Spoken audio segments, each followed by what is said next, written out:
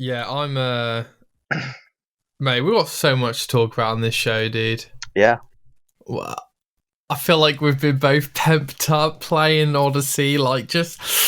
Oh, Do you know what's I need weird? to talk I've about seen it. so many people within the last week talking about playing either Origins or Odyssey again. And I'm like, or like catching up on it because they didn't bother the first time round. I'm like, well, why is Yeah, this all of a sudden everyone's playing it same as us?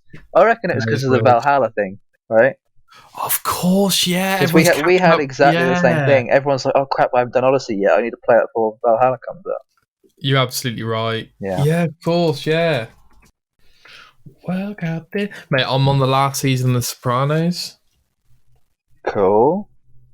It's I forget how many there are. It's been a while since I've seen it. 6. So that's what So I there's thought. 6. Six. It's either 5 or And 6. Yeah. And there's 13 in each, apart from the last season where there's 21. Yeah, they went all out on the last one. Oh my god. I'm surprised because in this day and age, I Jay, they think. probably would have split that into 2 different seasons. I You was know? going to say, I think a lot of people thought when that came out that they did quantity over quality. Really? Yeah, I think that was like part of the problem, I guess. When did you watch it? Oh God, when I was too young, let's just say that. Well, do you remember a lot of it, or is it all a bit hazy? I remember the last episode and probably like some of the story in the middle. That's about it. Okay. I Do you remember the don't main know. twist and stuff? No. Like, I Okay. literally couldn't tell you. It was so long ago. I think it was also during a time where my brain was like figuring itself out. Like, Sure. How so come you I watched it didn't. so early then? Were you like sneaking off and watching it? Or? Mum had it, so I just, watched it. Fair enough. Would you watch it again then, or not bother? No, I probably wouldn't bother. Okay, fair enough. All right, mate. Look, we've got a lot to talk about this show, dude. So should we just Certainly get do. right to it? Yeah, go for it. So yeah, TGO Show number 9. Any thoughts on that, Jay? Yep. Go on. Game of Thrones, episode 9 is always the one where something happened. Oh, yeah, what a big battle! I think there was either a battle or just some sort of like twist, something, all right? It might have been a battle. This is pretty big. I think this is our best. This is going to be our most exciting, possibly biggest episode yet. I'm feeling good about it. We'll see. Oh, all right. Expectations lowered. Wow, no, that's not what I meant. No, I mean because in reference to last week's show, when we're setting the expectations. I guess. Yeah. Did I tell you I watched Groundhog Day? So did I. I watched it again I watch it every February 2nd. Oh my god! Really? That's Groundhog Day. Mm. And then I watch it probably a couple of times during the year. Sometimes I'll just have it on in the background. Sure. Is it one of your favourite films then? It's up there, definitely. Wow, I watched it for the first time like last week. The first time? Yeah, oh first God. time. What do you think? I thought it was good. That'd be brilliant, mate. A lot of people don't know it. It's kind of like it's actually a lot deeper than you think. I think it is. I think it's a little dragged out though. Like because he's going through every day the same, I start to feel like I'm like, oh, this is complicating me. Do you know what I mean? There's actually like a lot of internet theories about the movie. Okay, go on. In that he might have actually been doing that for like thousands of years. Yeah, I wouldn't be surprised. And that's how he like learned all that stuff. Like he didn't learn piano that well in like a year or two. He would have been there a long time. Jesus Christ! Like an infinite amount of time for someone. I could see the film setting itself up on the first day, where you see like the homeless man and then the friend and then blah blah blah blah blah. But it wasn't. I didn't see the learning curve that I thought I would. It kind of just like one day, he finalizes the fact that he needs to be a very good person and save these lives and stuff. Yeah. And I also thought, Jay, that the biggest problem for me was that when it ends, he's not that excited. Can you imagine for thousands of years you wake up? If it had been that long, yeah. And I was expecting him to like scream and run out into the street and just be like, "Oh my god!" The thing is, he's probably done that. He's gone to the point where he's had to kill himself.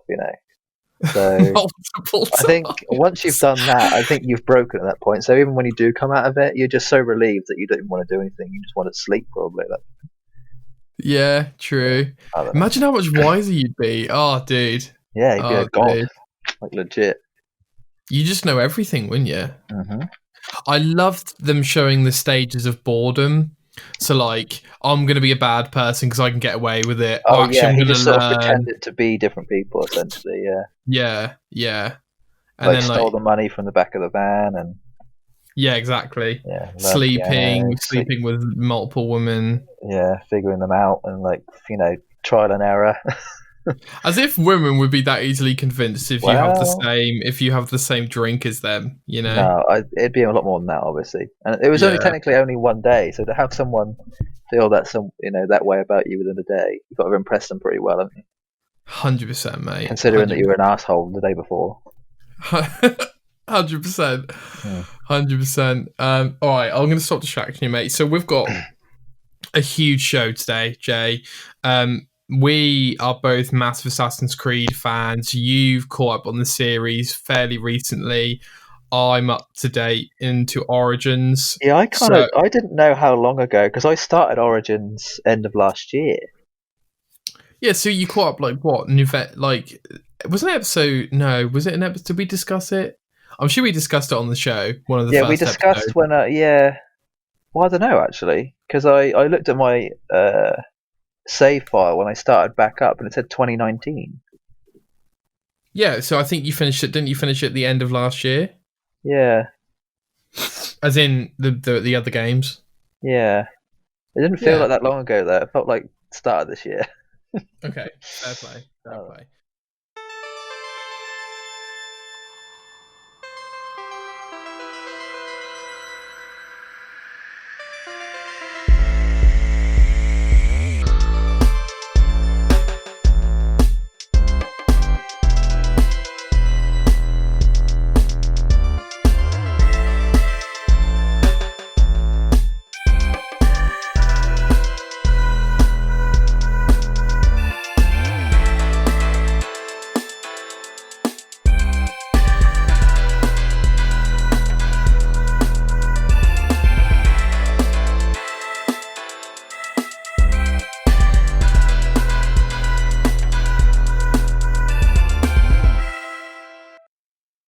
So we've got a huge show, Jay. I'm very excited to get loads of your opinions and thoughts on lots of different things. Yeah. So let's get straight to it. So I think we've got two Assassin's Creed games to talk in depth about. I'd like to delay those discussions until we go through Origins and Odyssey, if that's okay with you. But I think we should just both say that we've both been playing Assassin's Creed Odyssey. Even though I said I would never play it, I am. Yeah, Well, I don't. When I heard you say that, I was like, yeah, whatever. Really? Yeah, because you have to. You have to have played, or like the only ones that you're allowed to miss are like Liberation and the China and Russia ones, or whatever they are, right? I missed the Chronicles, but I did Liberation. But you're Yeah, right. You're right. I'm not bothered about those. I'm more bothered about the main The main AAA entries. titles. Yeah. Exactly. Yeah. So I've been playing Odyssey. You have been playing. You were playing Origins. You're now playing Odyssey, the same as me. Yeah, so I finished Origins and then went straight into Odyssey, and I've Yeah. put about 50 hours in so far. And I've put about 24 in mine. Yeah. I know you're desperate to talk about it, Jay, but I think we should delay it for the main topic of the show Yeah, sure. because I think it's going to be a massive discussion. Is that all right with you? Of course it is. Cool. All right.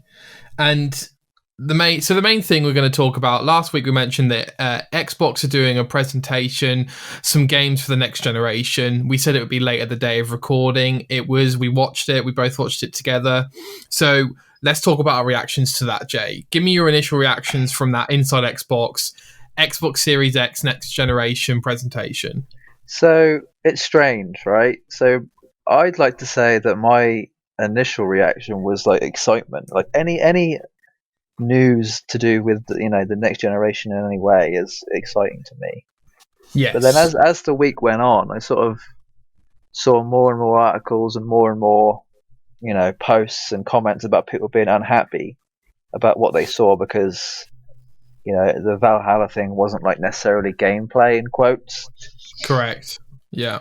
And the Xbox had to kind of apologize and say, look, we might not have meant gameplay, but we put it. So I think they obviously put it to make it so people would watch it more, right? Yeah. That was probably the main thing. But that I don't really care about. I don't care about that it wasn't that. It was just good enough to see anything, to be honest, at this point. So you were just happy to see some new games? I was happy to see anything. Yeah. Like I think the only thing that would have disappointed me is if it was all indie games. That would have disappointed me, but it wasn't, so it was fine. Fair. Okay. Yeah. It was good stuff. It was stuff I needed. I agree with your perspective that anything is good at this point. Yeah. I think they set the expectations wrong. That's what it was. That's what I meant to say. Yeah, I meant to say they definitely like. I think people had their expectations that this is going to be all like really good gameplay of stuff, and it's going to be like E3 but better. But it wasn't. That's not what it was. I don't think they didn't. I don't necessarily think they, marketed it that way. They just put mystery around it, which gave people too much of an expectation, which then, like we said before last week about expectations of games, like going into something with high expectations, you're going to come out of it. If it's okay, it's going to probably feel worse than if it was actually amazing. Yeah. So you need to go into it. I went into that thinking, this will be all right. It might even be terrible. But then when I came out, it was brilliant. Because it wasn't like the best, but it wasn't the worst. It was like in the middle. So going in thinking it was going to be the worst, it was actually a lot better than it was, I think, to me. See, I think that the expectations were set too high by Microsoft, and I also think that we need to be very clear, apparently, what gameplay trailer means, because a trailer from in-game footage is not a gameplay trailer to me. I mean, it is and it isn't, I understand. The thing is, though, it wasn't like, to me, a gameplay is with HUD. Yes, like, exactly. I want to see HUD. Exactly. I want to see you go through see the map, like a quarter of a mission or something. Exactly. Not even the map. The map would have been too much, I think. All I wanted to see was like them just walking through an area, killing a few enemies, maybe doing a really cool assassination, and then boom, end of the gameplay. That would have been perfect. Here's what a town looks like. Here's what some of the naval combat looks like. Maybe that would have been too much. Yeah, too much at this point. And then, here's what the in-game, the gameplay looks like. I think, to be fair to them, most trailers now having in-game footage is an extraordinary thing. And any game with in-game footage for their trailer is since I remember Star Wars Battlefront 1, the reboot, it's so impressive how it was in-game footage. Yeah. And I love all that stuff, and I think it's great that we don't necessarily need cinematic trailers anymore per se. But yeah, that was not gameplay. I was disappointed with the presentation. I will say, Jay, watching it with you, I would be a lot. Made it better, right? It did make it better, I would be a lot angrier if almost every game we saw, we both thought, you know what, this looks really interesting. And I can't remember the last time where we've had 4 or 5 games in a row where me and you have both probably thought these could look really interesting to play, rather than, they were like an ID Xbox game, move along type thing. See, thing is, in my mind, I didn't know what to expect. So I was just sort of I was interested at anything that came up. But I was like, what could this be? I don't know yet. And then I didn't want to feel any level of disappointment if it wasn't anything good. Like that Call to the Sea game. Yes. I think people like us, gamers, who have been around for a long enough, can know within a couple seconds whether they're going to enjoy the rest of the trailer that they're about to see. Sure. Unless the trailer's a cinematic trailer, you don't actually know what the game is. Exactly, right? So if you don't, I think having that mystery there just made it more exciting in general. So I went into every little thing being like, this could be the best, the next best thing. And if it isn't, it doesn't matter, because we've still got, good things anyway. True. all I got to do is wait for it, and I know something good's going to come up. And it did for me, but probably not necessarily for you. I don't know. I think that I've got to be honest with you. I think that presentation was made for you. When you look at it, you had Dirt 5, and you're a massive Dirt fan. Oh, I love Dirt. You had a cyberpunk RPG Diablo-like, which we're both super excited about. Yeah. You then had one of the coolest looking alien games I've ever seen, and it's not an alien game, but it sure as hell looked like it was a Prometheus game. Definitely designed on some level by Geiger, definitely, or at least inspired by, because that game might as well have been called Alien, like at that point. Exactly. I thought it was like, oh my god, we're getting another alien game. Yeah, I need to talk about that game in a minute anyway. Sure. And then we got a couple of other games that looked interesting that had your sort of art style, or at least a template that I think you would have been excited by. But for me, yeah, as soon as we watched the stream, Jay, and Aaron Greenberg said, like, okay, guys, like main gameplay coming from the games that you really want to see, i.e. Halo Infinite, etc., are coming in July, I was like, why are we doing this presentation then? Because I don't know if I can wait. Just to, ignite the spark right now, dude. We're just setting the flames. We're just. I'd rather they just come out and do an Xbox Series X presentation at this point. I don't want instead of AAA. I don't want a single A game presentation. Like, look, I'm not saying these games are going to be bad by any stretch, and I think some of them look really interesting, but we're talking about the next generation here. Where are the Xbox first-party games? Okay, we have waited long enough. We have waited 5 years for some decent first-party games, Jay. 5 years. Dude. All you got to do is wait. Just be patient right now. I understand that, but then don't get me excited about a presentation and then show me 5 games which I'm probably not going to buy any apart from one because I want to play it with you. Yeah. You know what I'm saying? I mean, I do, but I disagree, kind of. Go on. Well, I think this is a good thing. The fact we were shown anything is amazing. Yeah, I guess. And I mean, it depends, right? Because are these games ready? Will they launch? Will they launch soon? I don't know. Does this mean we're going to be seeing less next month, or does it mean we're just going to get more overall? I've got no idea. Would you have expected the thing in July to have included this and it be a set amount, or would you expect there to be this plus what you already imagined there to be in July? Like, the more the merrier at this point, right? I would have preferred this to have been the last 10 minutes of that July presentation. Okay, yeah, I see. That's kind of my or a middle. So you'd rather it come in one big package than like maybe 2 or 3 smaller packages? Is that what you mean? I would. Okay. And that's why I find the state of play so underwhelming, where they do have necessary information about, say, Medieval and Dreams. But if I'm not excited by the 4 games they're showing, I don't care. And I would rather see a plethora of games that, if 4 or 5 strike my interest, I'm happy to watch the whole show knowing there's hype behind it. Yeah. I'm guessing the thing in July is going to be like an actual E3 presentation where there's like 20 games, but it's like 2 hours, like an hour long, maybe. Yeah, and we're talking like we haven't seen Halo Infinite gameplay yet. No, which I know you care about more than I do, so that's fine. Yeah, which is fine. But so you're of the mind of I don't care at what increments this news comes in. Any news about new games that look interesting that are on the next generation, I'm happy to dissect. It's nice to get it all in one big chunk. I don't think I'd want it in like drip fed to me, where it's like one trailer every week or something.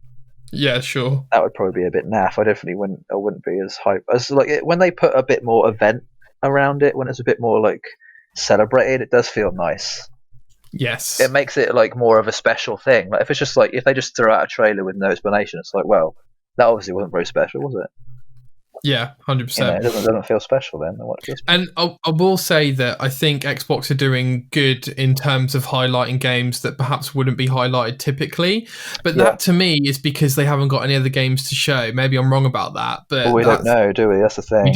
We don't know. What I'll also say is the presentation of the presentation itself, while there was an Xbox slant to it where we saw different key people in the team and they are passionate about showing different perspectives of the team and having different faces from Xbox, I prefer the simplified, here's a narrator with some images and a virtual slideshow.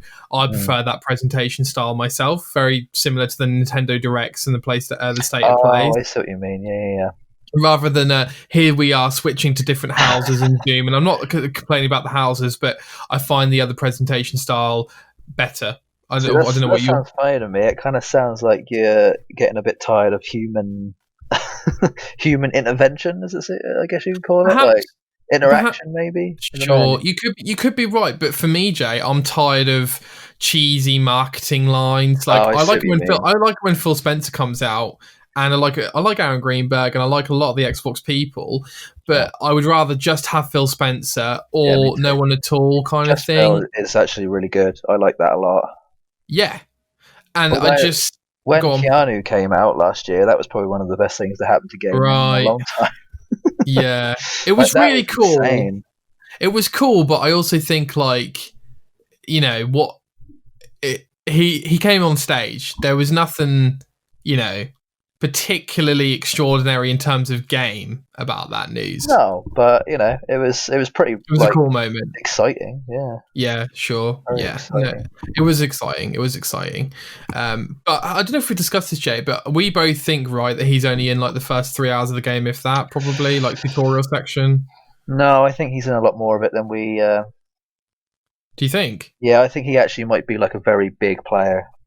See, I don't know because I think he got involved in l- in the fair kind of milestone of That's the development. thing. You can have a big character not be around for a long time, if you know what I mean. Like you could literally have a character that only appears maybe in the last third of the game, but it's probably Oh, like maybe sure. either he becomes like a baddie, or he's more like a mentor to you, like in the beginning, or maybe he's like some sort of hidden like leader that's part of like a rebellion that you only come across in like part of the story. I don't know. It literally could be anything. Sure, sure, sure. Like whatever it is, it'll be amazing. That's the thing. Like it'll be insane. I mean, I don't know. Would you reckon they're going to do that again, like a celebrity type situation, or was that just because he was actually in the game? Do you reckon they'll I think try they. and catch lightning in a bottle twice? I think they'll try and do it because I think it's an easy win for Xbox to bring a celebrity out and for everyone to It go just depends crazy. who it is, doesn't it? That's true. Like Yeah, Keanu was so hot, like in terms of like his. John Wick, Bill Yeah, and John Ted Wick 3, I 3, think was what had just come out. something like that. Yeah, Yeah, I think Wick had just come out. Like he's big. Like he's big part of the internet meme community as well. Like correct, he's talked correct. about a lot in the gaming world. So Yeah, yeah, 100%. I don't know who else Yeah, is I like think it's an easy win for them to bring a celebrity out when they don't have many games. And again, I hate to be so negative, but I think a lot of the look, here's Cyberpunk, look, here's Outer Worlds, and that is kind of a first party game now. But what I mean is like Xbox aren't showing the A star material, right? Like they're not showing like bring out as many celebrities as you want. I'll keep using these examples, but nothing compares to, the God of War reveal or even the Spider-Man reveal or even the Crash Bandicoot remake reveal. Like these are just such important games to the PlayStation community and to the wider gaming community, and I just don't feel like we have that apart from maybe Cyberpunk, which is third party, you know? I feel like. So would you say that Gears is one of those games? Like when you think Xbox, do you mean like when you think PlayStation, you think Crash Bandicoot, you think God of War, like that, right? Yeah. So those type of games for Xbox are like what Halo, Okay, Gears. sure. And what I also mean is that I think that the new iterations of those games go beyond the tropes of a PlayStation game. Like I think Spider-Man on PS4 goes beyond just being a PlayStation game. Does that make any sense? Yeah, Like it's like how Gears of War 1, though very important in defining the image of the 360, in a way went beyond the image of just Xbox by how important it was. And I don't think, for example, Gears 5 has that effect. Though no. very, very, very good. Gears Very good. definitely fell off. Like I feel like you can't say Gears is good anymore. I don't think. Dude, I Gears mean, 5 is really, really great. I'm sure there's people who like. I don't know. I feel like if you asked at some point in history, like what game was more iconic, like the God of War series. Oh, I don't know. Actually, it's really difficult, isn't it? I It don't is know. It's hard. difficult. It's hard to compare the level of I th- popularity and like notoriety that a game series has to another one. It's quite difficult. so here's what I think you're trying to say, Jay, which is the same thing I'm trying to say. Yeah. Gears of War 4 is as to me on the same level as say Killzone 4. But Oh. Horizon Zero Dawn just completely blows things out of the water in terms of being a video game that Oh, I belongs to see. a platform. Like Okay. so like Gears 5 is limited because of the number, and Halo 5 Oh, whatever. that's true. But those games are, you know, they're good games, but they're not defining the Xbox platform in a way which broadens the horizons of Xbox. Going back to your point, Jay, Xbox is still like, you know, the teenager in the suit or whatever, you know, Oh wow, that's a really good point. Did I say that? something like that. It was like That's a really it was good like analogy. Sony's the businessman and Xbox is the kind of like cool kid on the block with like sunglasses and a kind of Oh, dude, you're suit, so right. jeans, or like an Xbox isn't going to be able to shake that image until they get games like Spider-Man on PS4, like God of War, like Last of Us, which expand what we expect from a PlayStation. Like we haven't got games on Xbox which expand our expectations of what games we like, of what we expect from games on Oh, Xbox. okay. Now I know what you mean. Yeah, like when I And when I even though, think like go on. amazing games, I don't think anything on Xbox. I Exactly. think PlayStation. I think Last of Us. I think Zero Bloodborne. Horizon Dawn, Bloodborne. I think, um, yeah, like Zero Horizon definitely a big one. Yeah, exactly. Yeah, I Exactly. just think And like you think like, or even Uncharted, like any of those. exactly. Yeah. And there are games which I love on the Xbox. You know, Cuphead I absolutely adore, but it doesn't quite it does expand the Xbox image, but not enough. Yeah.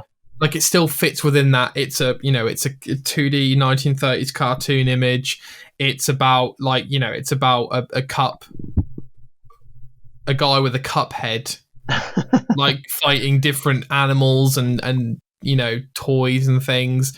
Like Yeah. it's not like Horizon Zero Dawn broadens everything for open world games, Mm. even though it doesn't necessarily do much new apart from maybe the, you know, the main combat. But I don't think we get that and that's why I'm excited about Halo, Jay, because I think Halo Infinite could expand what we expect from Halo.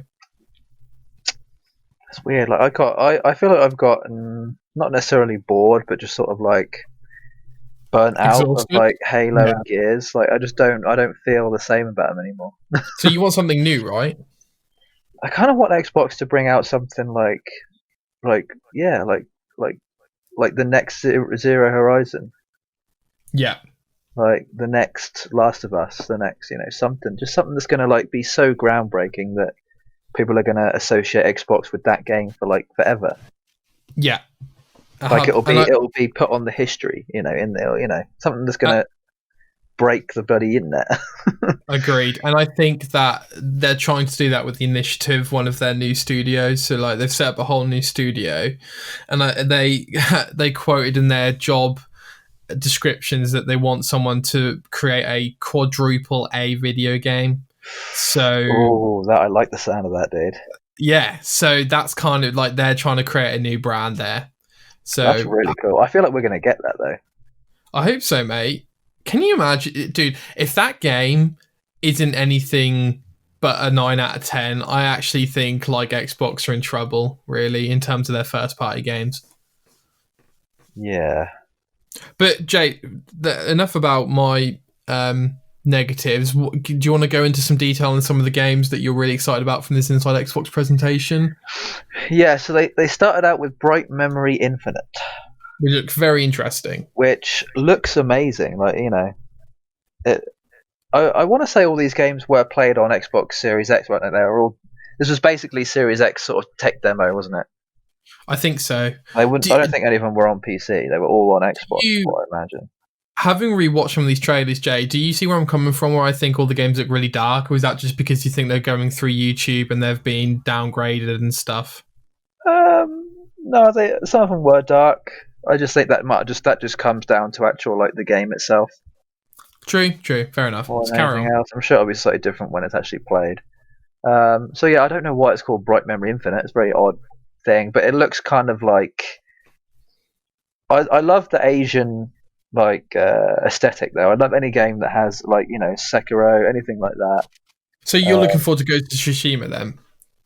Yeah, it's one of those games where I'm not looking at anything about it because I don't want to be spoiled too much. Because not necessarily because I'm actually excited about it, but more because I just want to be like totally like surprised by everything that I see. So that goes against your other kind of mindset Yeah, of I want to know 'cause everything. I did that. I did that. Like it was a lot of the time it's unintentional though, because I did that with Star Wars. I did that with all the AC games. I've never Okay. actually like properly looked into AC trailers or AC games as they're coming out. Yeah, me too. Like I just wanted to be completely surprised by it. I didn't want to know anything beforehand. Yeah. Okay, and we're fairly similar in that respect then. I think Bright Memory, by the way, is available on PC now. Could be wrong about that. Oh, okay. But Bright Memory Infinite is the Xbox Series X version. Oh, I see. Okay. Yeah, I'm not. I don't know enough about it to be excited about it yet. I don't Fair. think it'll be good necessarily. It looks like one of those games where it could be really mediocre. Yeah, like a nice tech demo, but as a game. Yeah, not so great. And what do you think about? Didn't they say that it was developed by one person? Is that it? Yeah, I think they said something about either the game was developed by one person or the engine that it runs on was developed by one person. Oh, okay, right, okay, got you. I'll look that Okay. up while we're talking about the next one. Sure. And then we got. I don't know if this is in the right order. I'm looking at the kind of recap from Inside Xbox, or Xbox.com. But Call of the Sea. That was a cool first-person adventure puzzle game. That looked, Yeah, I mean they're always nice. fun. Yeah, like looks nice if you like that. Weekend thing. Like it probably won't take too long, or it'll be one of those ones where it does take a long time. I don't know. Yeah. But that's definitely nothing I'd play. Not really. No. Like No. they're sort of I'm sure they're for someone, just not necessarily for me. Like the only thing Sure. that I can compare to that I've played is Firewatch, I suppose. Fair. Like Firewatch is actually good. I imagine if I played this, I'd probably really enjoy it, but I'm not right now. I'm not really in the mood for. Yeah, I like those games, but I get frustrated by puzzles, so it's kind of a hit or miss for me. Oh, okay. I quite like puzzles. It depends on the style of the puzzle, though. Fair. Chorus, is that the one that looked like an alien game, Jay? No, Chorus was the sort of like space piloting starfighter thing. Oh, okay, I'm with it. Yeah. I'm not sure exactly like what that will be. If it will be like RPG, will it be literally like something really basic that'll probably cost like 20 quid, and that all you do is shoot in space? I don't really know. Like, yeah, I think it'll be one of the. Is. I think it'll be one of the early indie games on Xbox Series X, which is a nice looking space shooter. I mean, it looks like it could. I think that's the problem with these kind of games, right? You look at it and you think, my mind is like going a million different ways just by looking at the trailer, right? My mind is going towards, right, if this is a fully fledged game, that means I'm going to be some sort of like almost like the pod racing game I was talking about, where you sort of have this basic ship, you do all these like RPG side missions to like, get the money and the resources to be able to make your ship better, and then you go against like your rival who's actually like your best friend, like some sort of anime thing happens, but none of that, like, chances are none of that's going to happen. There's just going to be like a really basic space fighter game. Yeah, I think this is kind of setting our expectations again, isn't it, as we discussed in detail. When we say like third-party developer or third-party games, what does that mean necessarily? So it means that the game is being released on multiple platforms and it's not being developed by a studio that Xbox own. Right, but it could mean that the game could still be AAA, right? Yeah, of course, yeah. Assassin's Creed is a third-party AAA game. So AAA is only like big budget. Okay, I'll have to look up the budget for this game then, because when we say big budget, I think big budget is somewhere between like 70 and 150 million, or like 200 million or something, right? Yeah, that's something like big that. budget for a game. I want to say anything below that I'd say anything from 100 million plus sort of thing. Okay, yeah, I'll have to look into whether or not that's a AAA. I doubt it though. It doesn't look like it. And one of the most exciting announcements on your end, Jay, Dirt 5. Yes. So the thing with this is Dirt 1 came out many years ago and it was okay. It was nothing, nothing too great. It was fine for the time. Dirt 2 came out. It was part of a part of the Colin McRae driving series, which I thought had a cult following, I guess. Yeah, I mean, I played all the earlier ones when I was younger. They were Did you? really fun. Yeah, well, not all of them, but some of them definitely. I enjoyed them. I like rally style, racing. Oh, fair. So Dirt 2 comes out. This is all off road. Is that what rally is? Rally, yeah, it's sort of like dirt tracks, usually on top of a mountain somewhere. Yeah, got you. Okay. But not necessarily in dirt. It's like dirt. It was just like any sort of like dirt track, really. Sure. Like sand or swamp or whatever. So yeah, Dirt 2 comes out, and that is one of my favourite racing games of all time. I feel like a lot of racing games for me come down to how the racing feels. Like there's a lot of racing games that just feel really like janky and stiff and boring. But there's recently the new Need for Speed Heat came out. Yeah.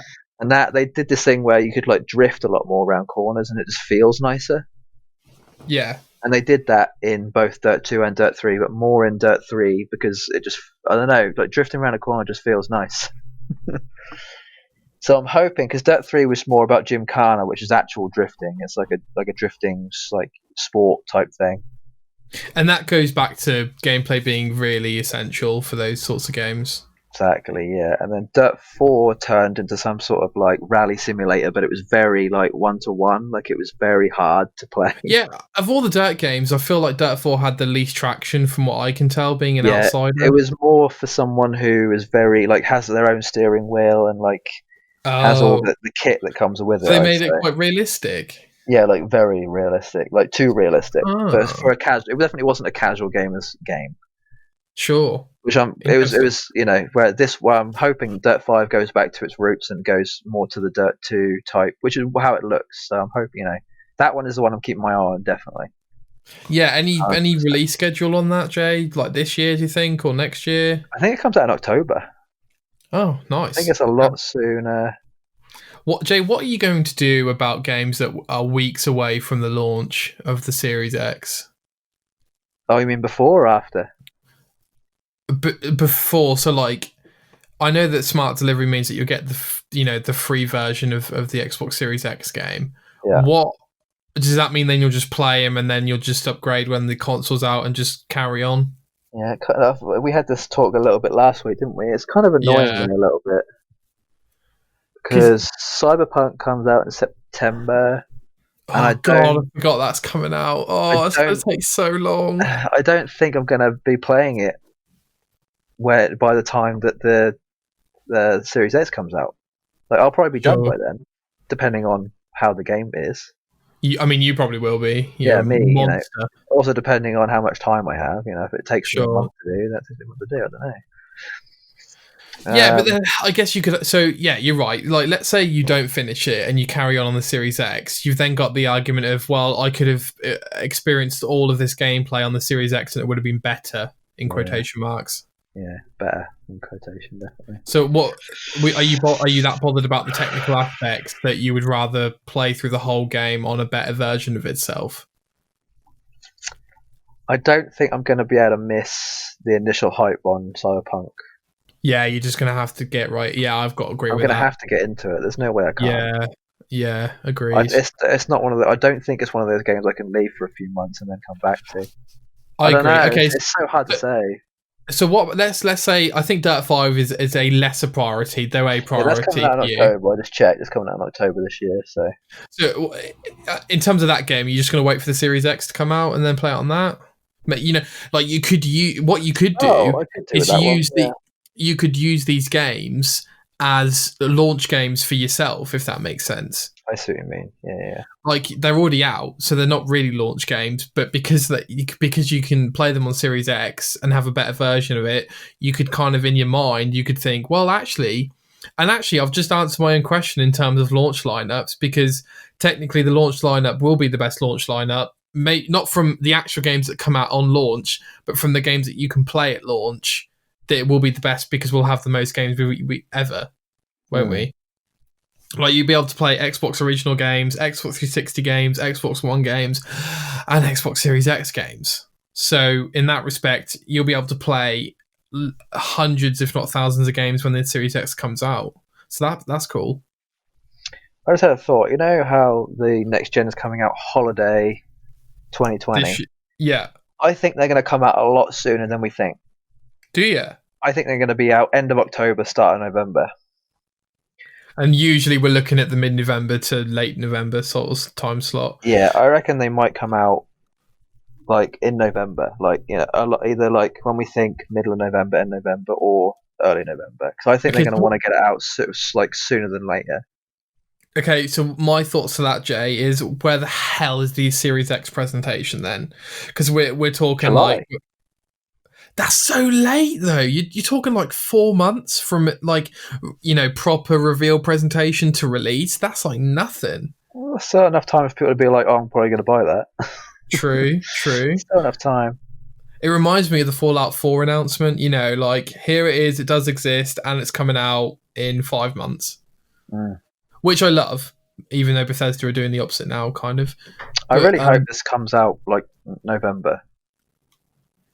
Or even October. Because I think the reason why I'm saying this, because I was watching a video yesterday, and there was a rumour that the PS5 was coming out before the Xbox Series X. Okay. And I think it's supposed to be some sort of like cheeky marketing thing to be able to get more sales than Xbox. Like, imagine being PlayStation and being like, right, we're gonna release this earlier than we think the Xbox is going to come out. So by the time people have bought PlayStation 5s, they're not going to want to buy as much of the Xboxes, right? I thought I thought that was Xbox's tactic though. That's why they were waiting for PS5 to reveal their release date. I mean, I don't know. I think it's literally going to be down to the day. I reckon. Oh my god! They've literally got their thing on the button. They're being like, right, as soon as PlayStation or as soon as Xbox releases, so will we. Like, it's going to be same day. I actually think, Jay, it instantly after. I can imagine. I actually think that's why they're both not done their big reveal presentations for the consoles yet, because I think they're both waiting for the other one to do it. I've got to be honest. Yeah, it's literally whoever moves first, right? Yeah, exactly. And they could always just do a mutual agreement to release them on the same day. Well, we don't have to have been talking, do we? I doubt it. It's like behind, it's like it's sitting in the war room right now, like moving pieces around on a map. It's so exciting, isn't it? Yeah. Oh my god! So, from your perspective, you'd rather have the Series X sooner rather than later? Oh, I want it now, mate. Like, I want this end of this year to be now. Like, I want to be able to play all this stuff. Yeah. Oh Christ! What are you going to do as soon as the Series X comes out? I assume you're going to relegate your Xbox One because it's Oh yeah, are you still getting both at launch? Yeah, I've been thinking about it more. I think I'm getting the Xbox. Really? Because it's got the better versions?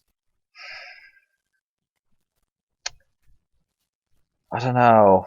It's so difficult to say right now. I haven't seen till I see PlayStation's like conference or whatever. Then I don't know. Okay, well, my question to you, Jay, Xbox has the better versions, and let's say Xbox Series X is more powerful than PS5. So if you wanted to play the best version of Borderlands 3, you'd have to play on Series X. So is that something? Yeah. Oh yeah, I guess so. I don't know. That's hard to say. Would you? Is that I enough? Think I'm still okay playing just Borderlands 3 on PlayStation 4. Like, I'm happy with that. Oh, okay, all right, fair enough. I wouldn't necessarily want to go. Moving forward, would you buy third-party games on Xbox because they'd play, quotation marks, better than PS5? Maybe. So, like, would you buy Borderlands 4 on Xbox Series X? Yeah, potentially. Okay. But that's not going to happen for a while.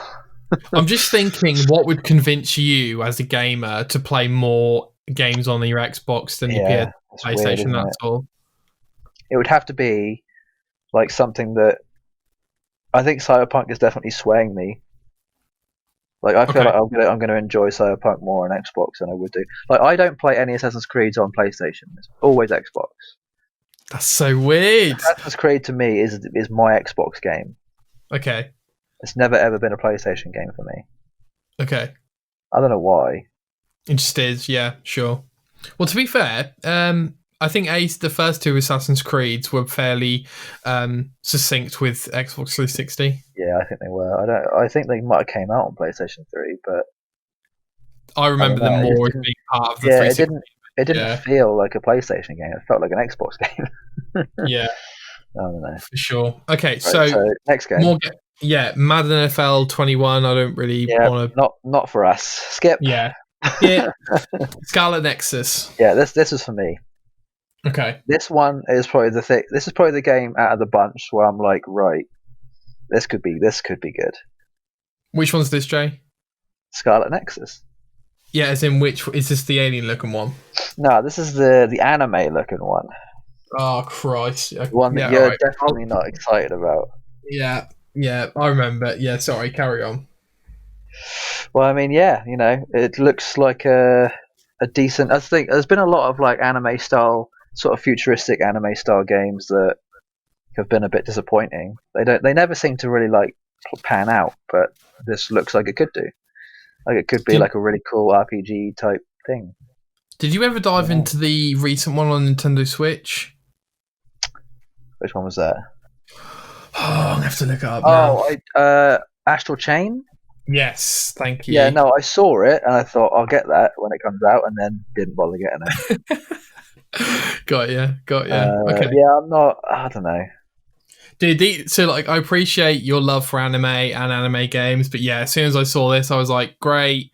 Awkward cutscenes, awkward dialogue, awkward acting with like probably 7 or 8 out of 10 action. Like I'm fine. Like Bayonetta does it for me. Like I'm cool in that respect. Like Japanese, if you want to convince me with a Japanese game, Bayonetta 3, here we come. Apart from that, like I'm good. I'll keep an eye on it. If it looks okay, if I see gameplay, like proper gameplay, and it looks okay, and there's the mechanics and the potential progression system is fine, then I'll be like, cool, I'll play this. But if it isn't, then I won't play it. Yeah. Just wait and see on that one. So, the one I keep thinking is the one I'm talking about, Scorn. So I have something to say about this one. Go on. Don't know if you know this, but the game came out 3 years ago. What the hell? Yes, so September PC? 2017, this game came out on PC. Yeah. God, so it was on Steam 3 years ago. Jay, this is what I mean, dude. These aren't even new games.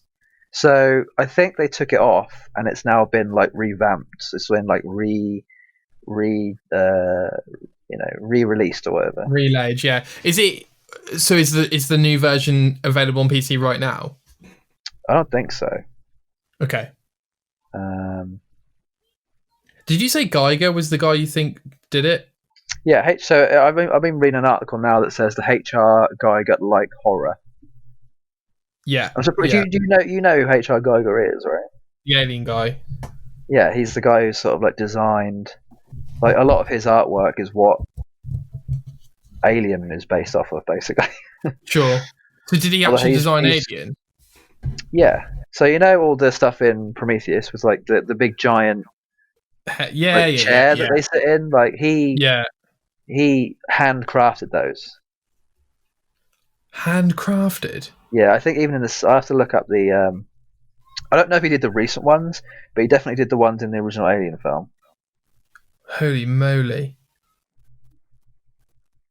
I have to send you a photo because it looks awesome. So, have you seen any footage of the original Scorn gameplay at all?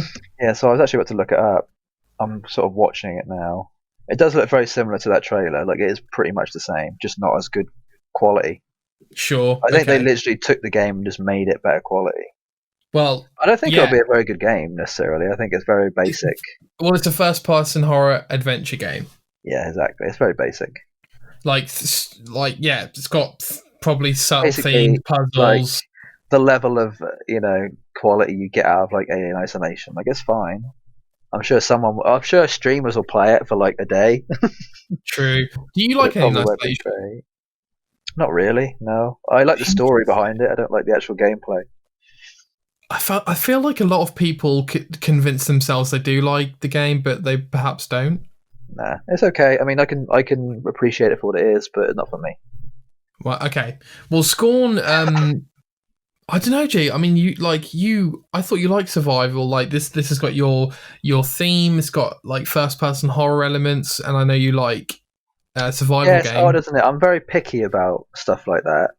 Um, like there's certain games that just do it, and other ones that don't, and this one doesn't do it. I don't know. It doesn't. I need some sort of like RPG type element to go with it. Like the one Oh, I can okay. compare it to is The Evil Within. Uh huh. Like there's some sort of level of progression in that. I don't think there's necessarily levels, or is there levels?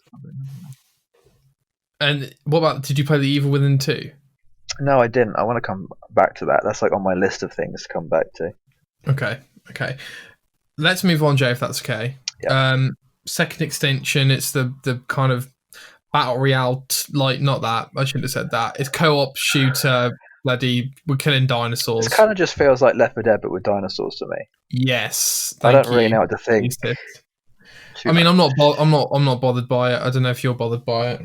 Not really. No. I'm sure someone will play it, like a streamer will probably play it. The Medium was another horror game that we saw. The medium actually looks more interesting to me. Interesting. Okay, go on.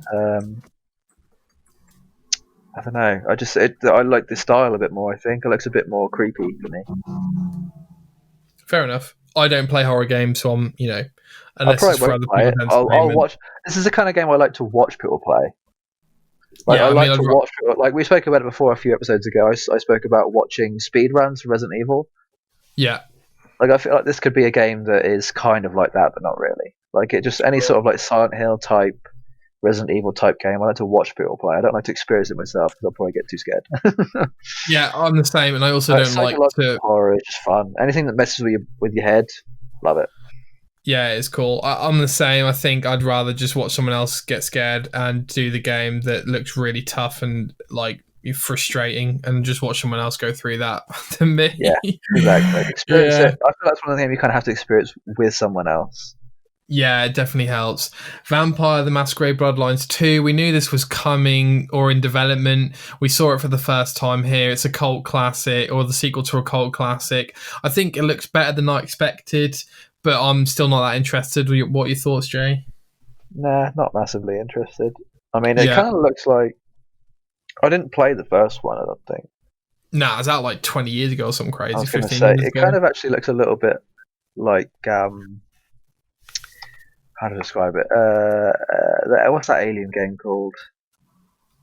Destroy All Humans. Sure. It kind of reminds me of that, but with vampires. Oh, okay. Yeah. Yeah, that makes sense. Wow! Vampire Masquerade Bloodlines has got a 9 out of 10. It's a very old game. It came out 2004. No wonder I've never really heard of it before. Yeah, I never heard of it until the sequel got announced, and I was like, "What's this game?" Well, there you go. I mean, honestly, I'm surprising. looking at the cover art right now, and it looks awesome. Maybe you want to keep an eye on. Yeah, potentially. Yeah, Yakuza Like a Dragon, awful, Yeah, so this awful, is a awful a name, launch title with Series X. which is cool, very It's cool. the seventh mainline Yakuza game. But Awful again, name. I haven't played the previous ones. I'm not really fussed. Yeah, It's very Japanese. Like it's almost like too Japanese. They've definitely yeah, made it a bit more Western, but it's a very niche amount of people enjoy these kinds of games.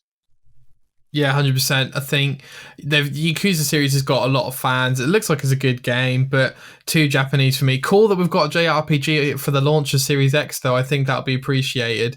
Yeah, awful name. I'm probably not going to buy it like you. Like, how can you possibly dive into the seventh entry at this point? It'd be like playing Origins and nothing else. Like, I don't think so.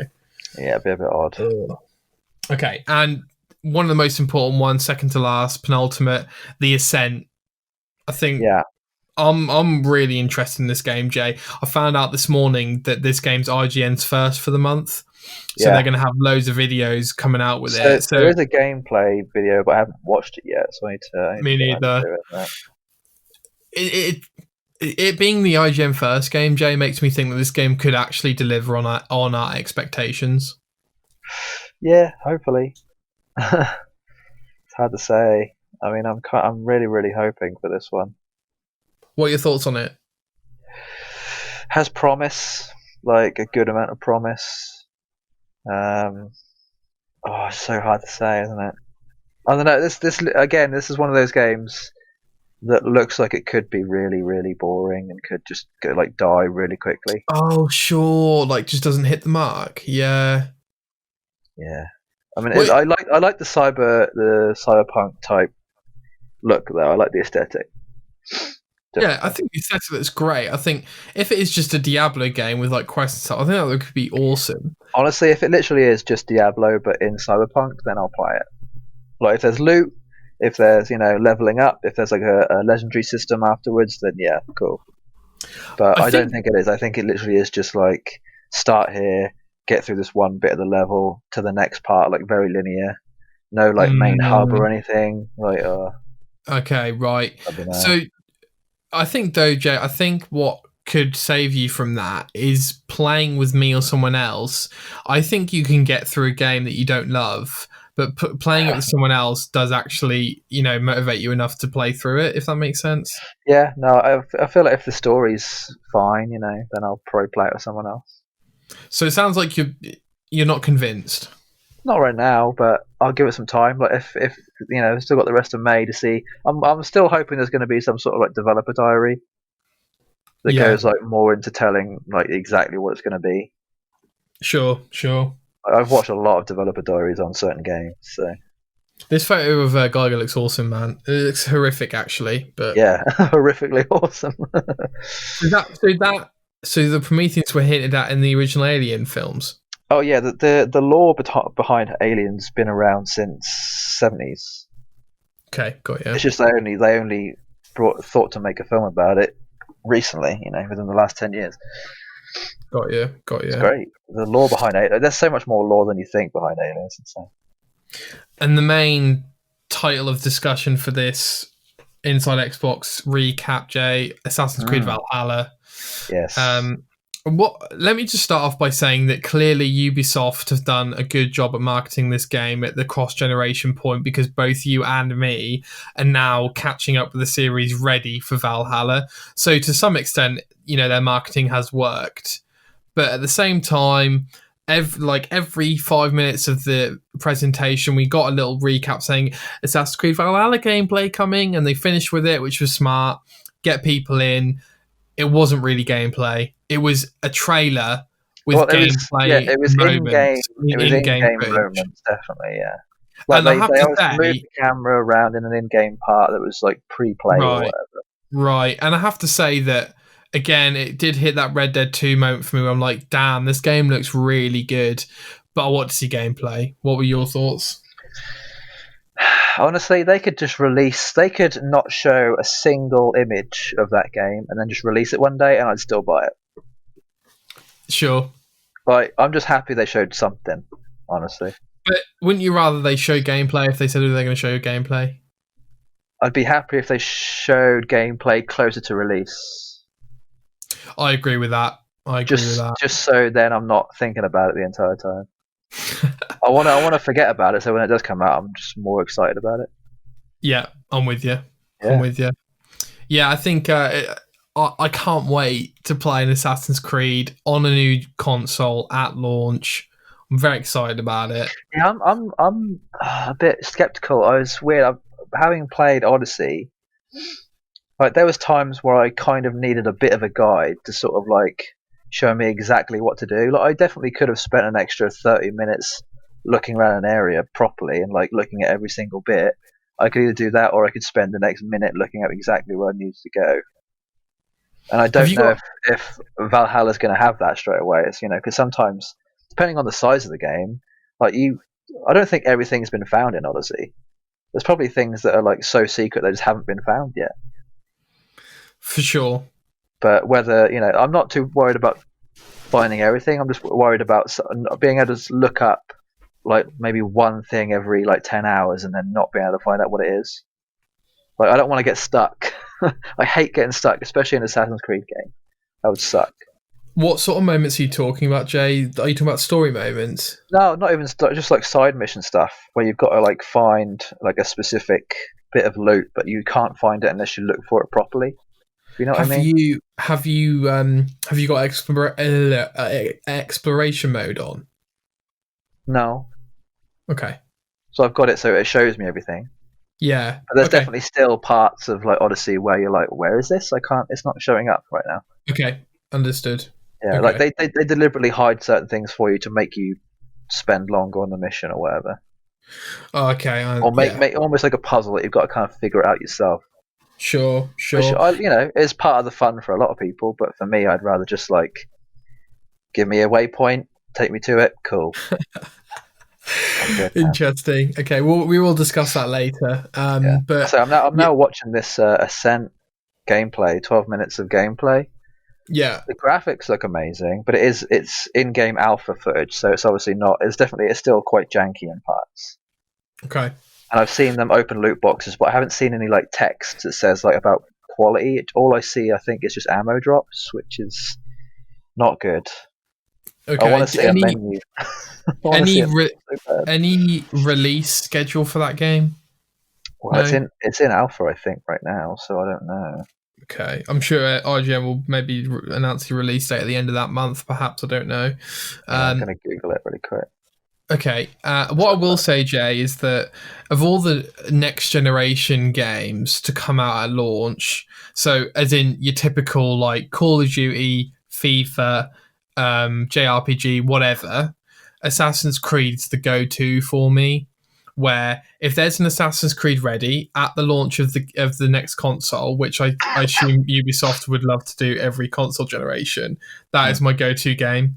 Yeah, Like 100%. Yeah. that'll be my this is a new console, I get to play Assassin's Creed on it. That's kind of my safe bet for the next gen when it starts. So that's So cool. what was the next gen for between 360 and Black Flag. one? That was Black Flag. That's what I thought. Yeah. Yeah. Honestly, looking back at Black Flag now, it doesn't. I mean, it holds up, but it doesn't look good anymore. I have to disagree. I think it looks fairly good. I mean, it looks okay. I mean, what I mean is like in comparison to Odyssey, Sure. like this, it's quite a like, especially with the naval stuff, it's quite a difference. Is it? Like, I even remember. though Black Flag is obviously way in the future, like Yes. 1,500 years in the future, well, almost More. 2,000 years in the future. Yeah. Yeah. Like it's insane. You know, the amount of stuff that's changed. It's weird. What I thought Black Flag when I played it looked amazing. I have Me to say. too, because it was the most recent one I'd played at that point, right? Yeah. But then Yeah. I moved on to what was after Black Flag, Unity. Yeah. Like Unity just like blew my mind, like how it looked. I was like, Jesus Christ, this looks insane. Yeah. Yeah. I'll also say that sorry, there's just a group of girls standing outside my window. Of course. That's interesting. I think that Unity and Syndicate looked better than Origins. Yes, that's what I was to talk about. But not. Go on. Yeah, like I agree. I totally agree. Unity and Syndicate and Odyssey look amazing compared to Origins. Went kind of backwards, but I think you kind of get that. I think in some game releases where you'll have like a game sort of in between other releases that are almost like a practice run for the next one. Sure. Maybe just to not necessarily just to sort of get you ready for improving. Like it literally is like doing the best you can at that point in time. But maybe you want to try something new for the next one after this, so you sort of you do the best you can in this one. But then it might not be like as good as the previous release in some parts, but at least it's good enough to still play. Like, Yeah. I think there was a lot of I think they really concentrated on the water and the sort of almost like the beach sandy effect. Yeah. Going from Origins to Odyssey, was a much bigger leap than it was from Unity to Syndicate or Syndicate to Origins. Yeah.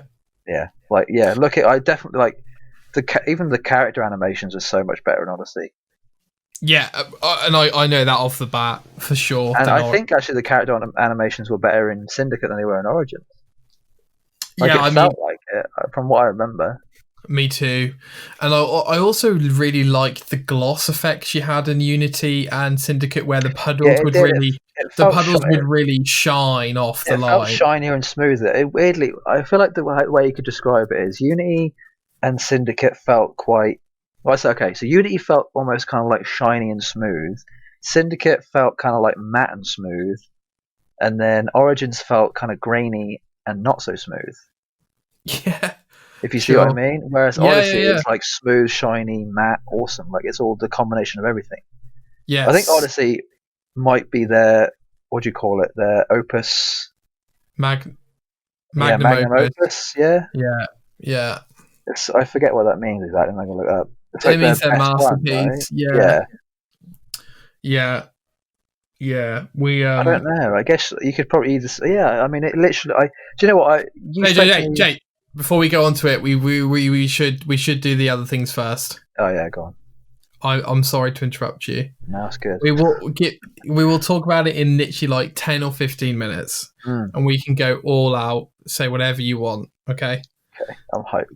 But I'm really excited. Okay, but just 10 or 15 minutes. So Yeah. But we've covered the inside Xbox things, I think. At this point, Both said our piece. So let me just quickly go on to the news stories. Jay, you've got an accent for me to do. Well, I was honestly, I was kind of surprised you asked me to do this. I was like, okay, are we doing this every week now? I mean, I want to do it for as long as we want to do it, you know? Sure. So, you know, when in your head... you can hear it in your head, but it's much more difficult to get out. Yeah, exactly. You've got to have almost like a trigger word, right? Exactly. Something that sort of gets you into the rest of doing the rest of the thing. And it's not necessarily an accent, it's more of an impression at this point. Yeah. Yeah, true. Okay, all right. I'm just going to go for it. Okay. Here is time for the news. For me, Arnold Schwarzenegger.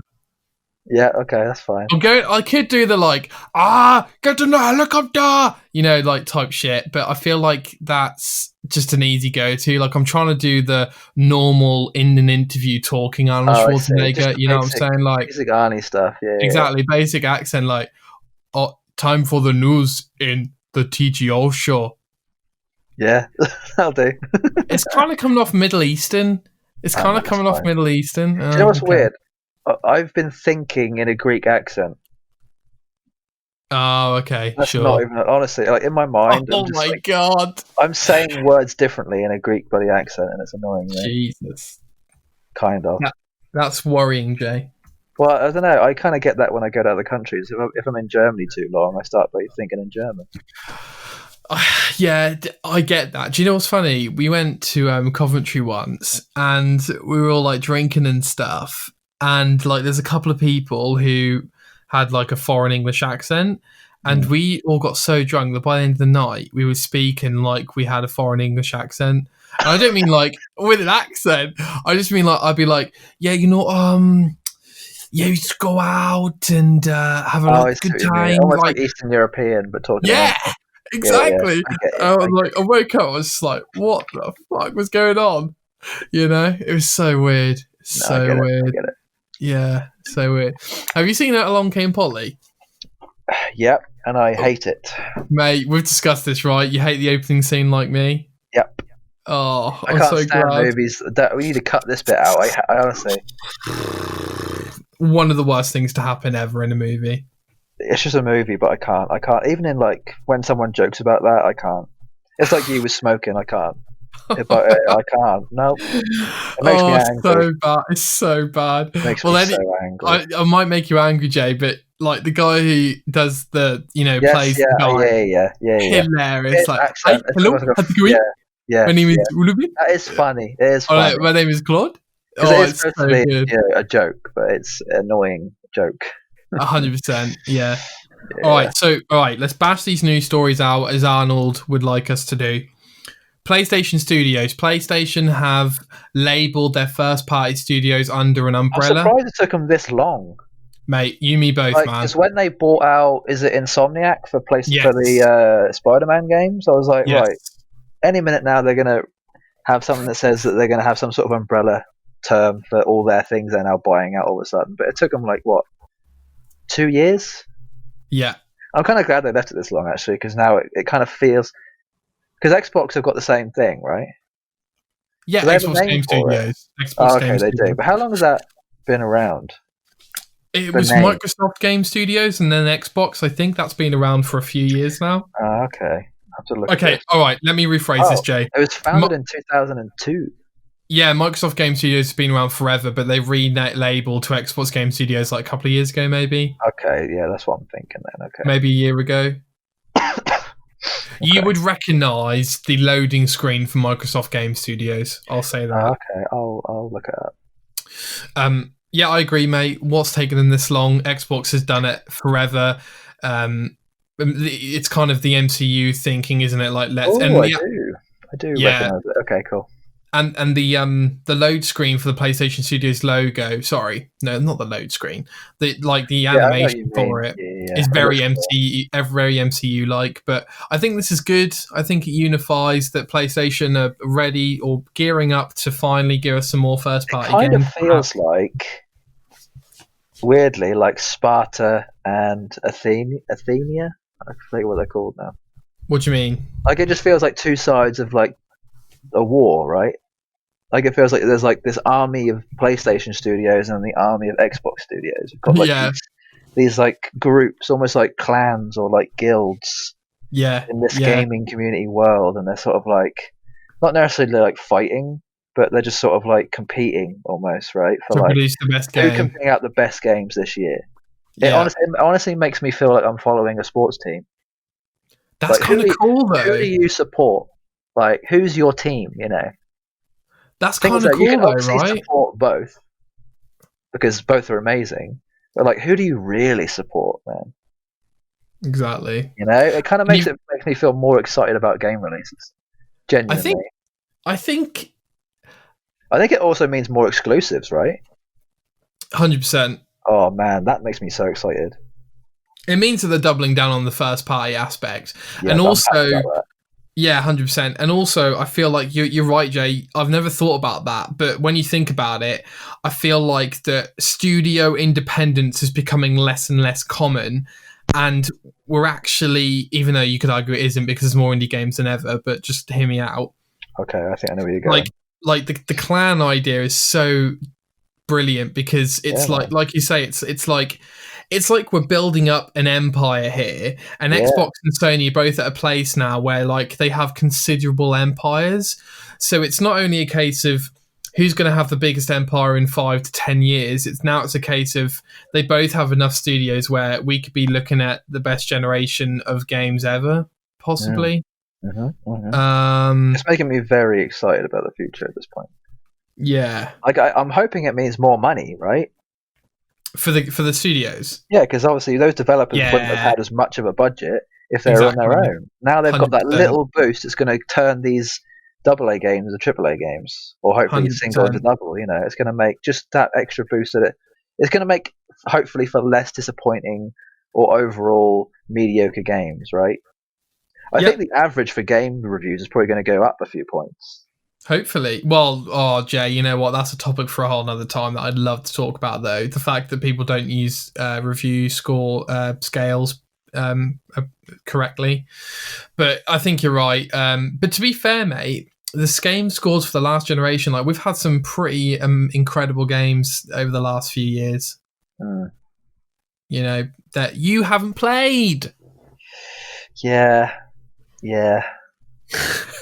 Okay, next one. Guerrilla Collective. So I just want to go about saying that... Yeah, what is this? I have no idea what this is. There is so many summer game virtual events happening now, Jay, I can't even keep track anymore. Like, even if E3 leaves, clearly the game showcase. Okay, the gaming industry is clearly adapted to showing games in the summer period to the point where even if E3 goes, we're still going to get news from games. So yeah, this is a new virtual gaming festival that will be kicking off June 6th till 8th. I just wanted to bring it up and highlight the fact that clearly lots of summer things. Is this going to be a similar sort of situation like with Inside Xbox? Is it going to be like a thing where all indie game developers are showing off their games? Correct. Okay. We have to watch this, or are we not going to bother? Do we have to watch it? No, I mean, are you going to watch it, or are you not going to bother? Yeah, I'm looking at the studio list. I might watch it depending on how long it is. If it's a quick 20-minute thing. Yeah, the ones I'm seeing here, I'm like, I wouldn't mind seeing. Paradox is always fun. They make some great RTS style games. What do they make? Paradox did like Skylines, City Skylines, Stellaris. They also did Oh, okay, yeah, Evolve as sure. well. 11-bit Studios did Frostpunk, a similar type of game. I've heard good things. I love like Frostpunk. It's brilliant. Rebellion always make good games. So they seem to, they've got a very specific style. I just like what they do. That's cool. Yeah. What about you? Will you tune in? I probably won't tune in on the day. I might just watch the trailers after the fact. Yeah, me too. Probably actually. Yeah. Because I'm only looking forward to maybe like 3 out of a list of like 20 odd studios. So. Sure. But then again, I could be completely, just taken aback by a lot of these. They could be amazing. Dude, sorry. I'm June sorry 6th. to. Yeah, that's pretty cool. I'm sorry to detract this, Jay. There's a Mafia trilogy remaster. Certainly is. We'll talk about it in a bit. Wait, I haven't even. What? Yeah, Okay, I think the news came out yesterday. I think. I want to say. Got you. Okay. And then lastly, Ubisoft Forward. So this is again another summer event by Ubisoft, July 12th, and let's have a look here. Yeah, first digital conference. Announces E3 Star Digital Showcase event. Ubisoft Forward for July. So we're going to see more Assassin's Creed, hopefully. And other stuff as well. Watch Dogs probably is in there. Oh, I can't wait for Watch Dogs. Gods and Monsters, was that the game with the oh no. I don't know. The game from the creative director of Assassin's Creed Odyssey. He's making a game that's coming out. Anyway, I think they said it was for next generation. But yeah, so that again, just a general message that there's lots of news coming. Jay, what are your thoughts on all these summer gaming events and virtual conferences and presentations? I think it's a really smart idea. Mm-hmm. Because there's no E3, so I need to get the news out there somehow. Do you think this is putting in, or do you think this is making the publishers and developers put in the infrastructure so that next year they won't actually need E3 per se? Honestly, they might, because it probably costs them more money to go to E3 than just to do this. And do you think they will be convinced after the reactions of this independent showcases that they won't need E3 and that actually, like, if E3 come to them and say, all right, guys, it's on this year, do you guys want to come? Do you think they'll say yes or do you think they'll say no? I think a lot more people will say no. Yeah, okay. Do you prefer the independent presentations or would you prefer all in 1 week? Yeah, no, I quite like it. I'm not opposed to it. I'll have to see how it goes first, I think.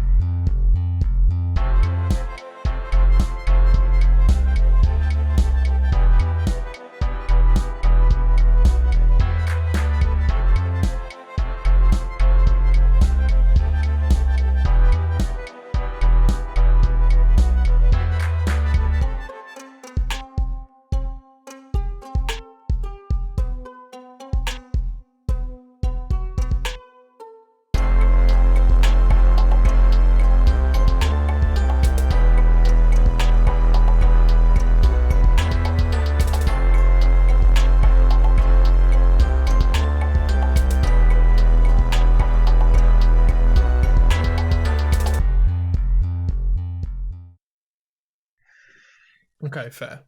Okay. Yeah.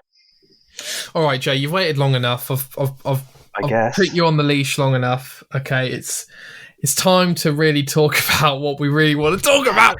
I mean, yeah. Okay. So we've been playing a lot of Assassin's Creed, Jay. I think you want to talk about Odyssey, but you have completed Origin. So yeah, I don't mind talking about Origins. Actually, there's a few things I want to say, I guess.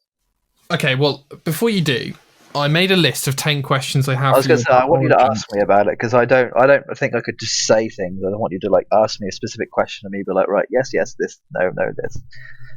I just thought, I basically had 10 questions that I really wanted to get your reaction to really quickly. Good, because I honestly, I love it when you ask. This is the thing, right? I love when people ask me questions because I always want to be able to give my opinion on something. Sure. Not necessarily because I want people to know what I think, but more just to do with. I want to get it out. Just get it out of my system. Exactly.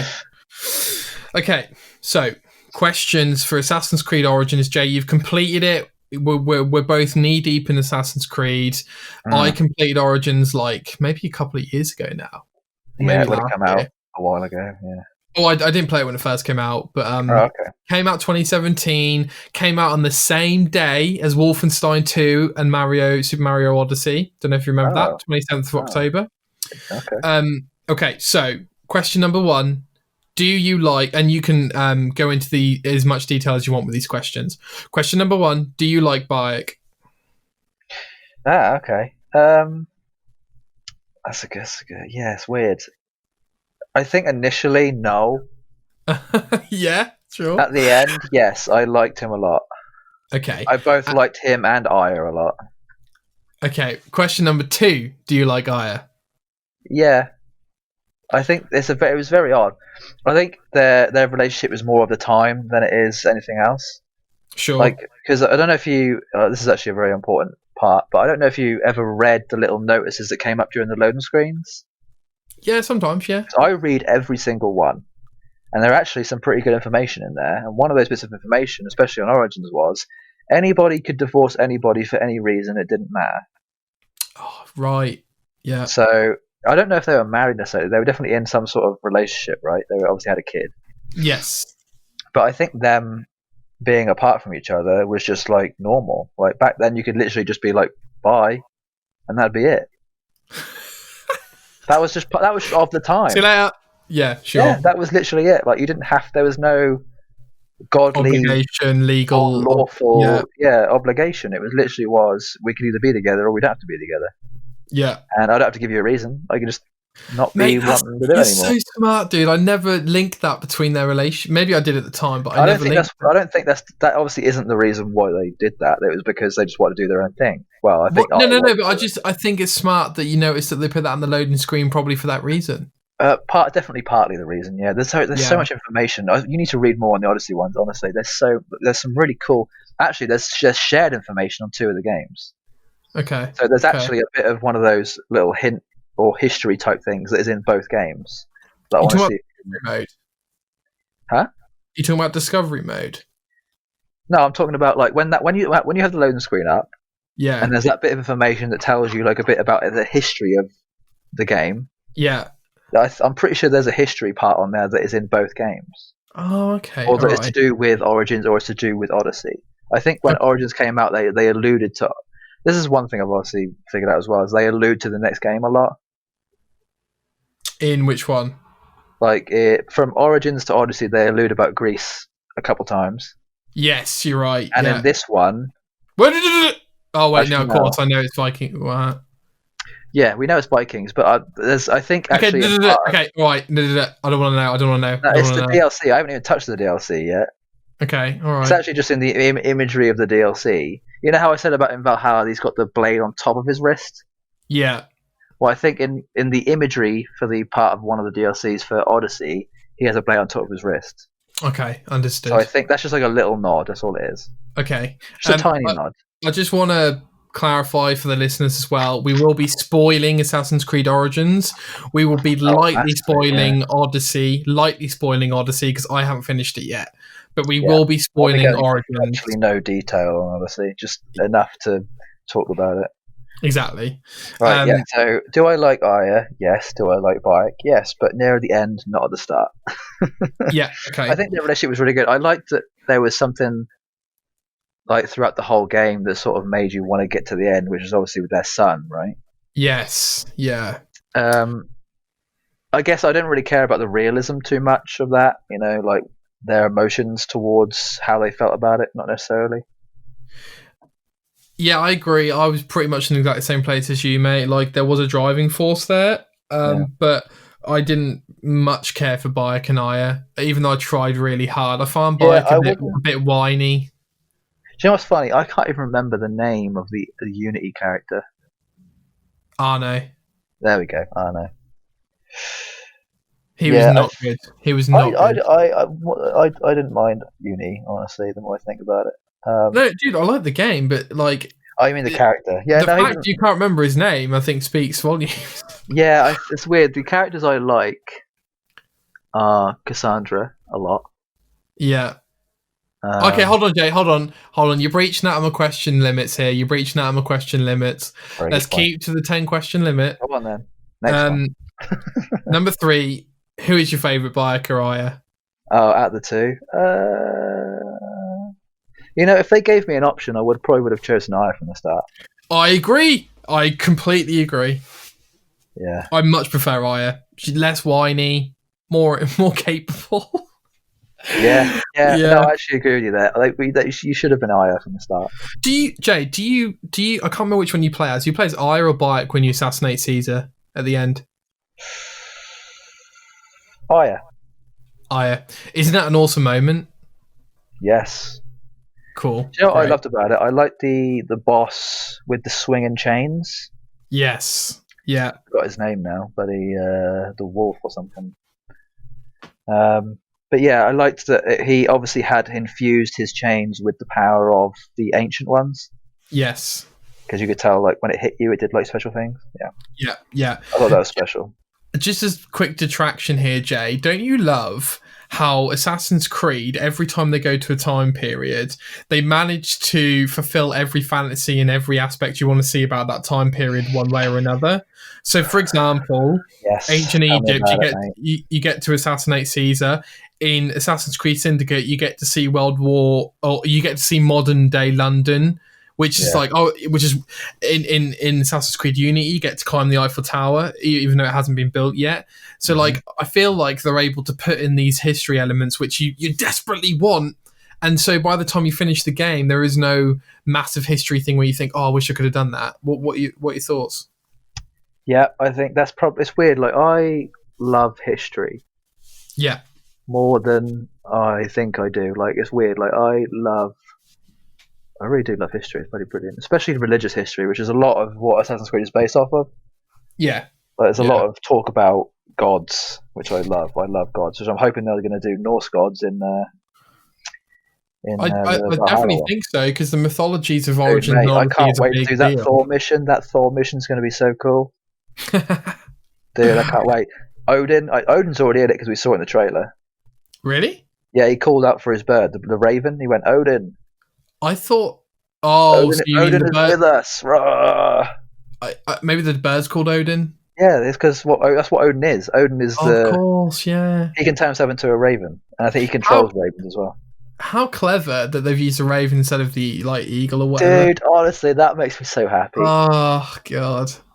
They seem to bring in that bird every time. Eagles and birds make their way into it. Right, so one thing I need to say about Origins really quick, just before we go to the next question.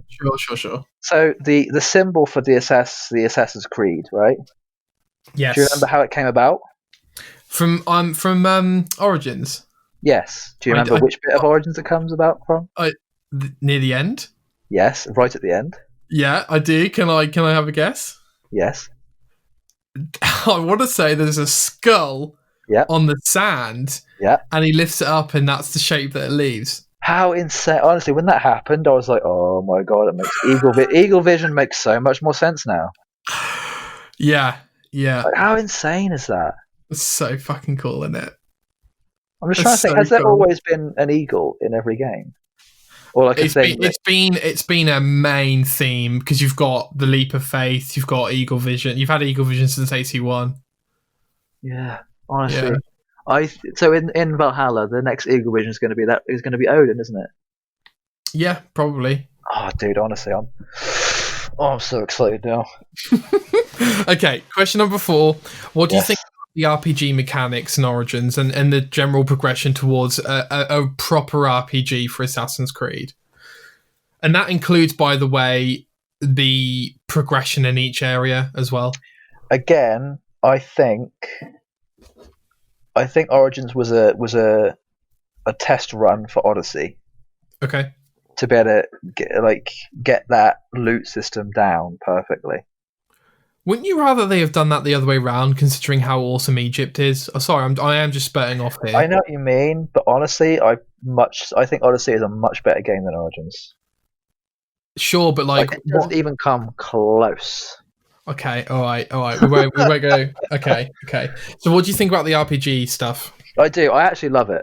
I'm actually glad they did that. I'm glad that it wasn't just the same as like Unity or Black Flag, where it was just like. You upgrade your blade and you upgrade your armor and you've got more health and armor, and you've got your blade does more damage. Like I don't care about that. I want to be able to I want to be able to change my look. Yeah. Although one thing I do, I don't know if you might have this in the other thing. I just wanted to tell really quick. I tend to only have one outfit for the entire game, but it changed in Odyssey. Okay. Because I think in Origins you can't change your clothes, right? You can change your armor in Origins. I mean, like when you got new armor, it didn't make your look different. It just made your weapons look different.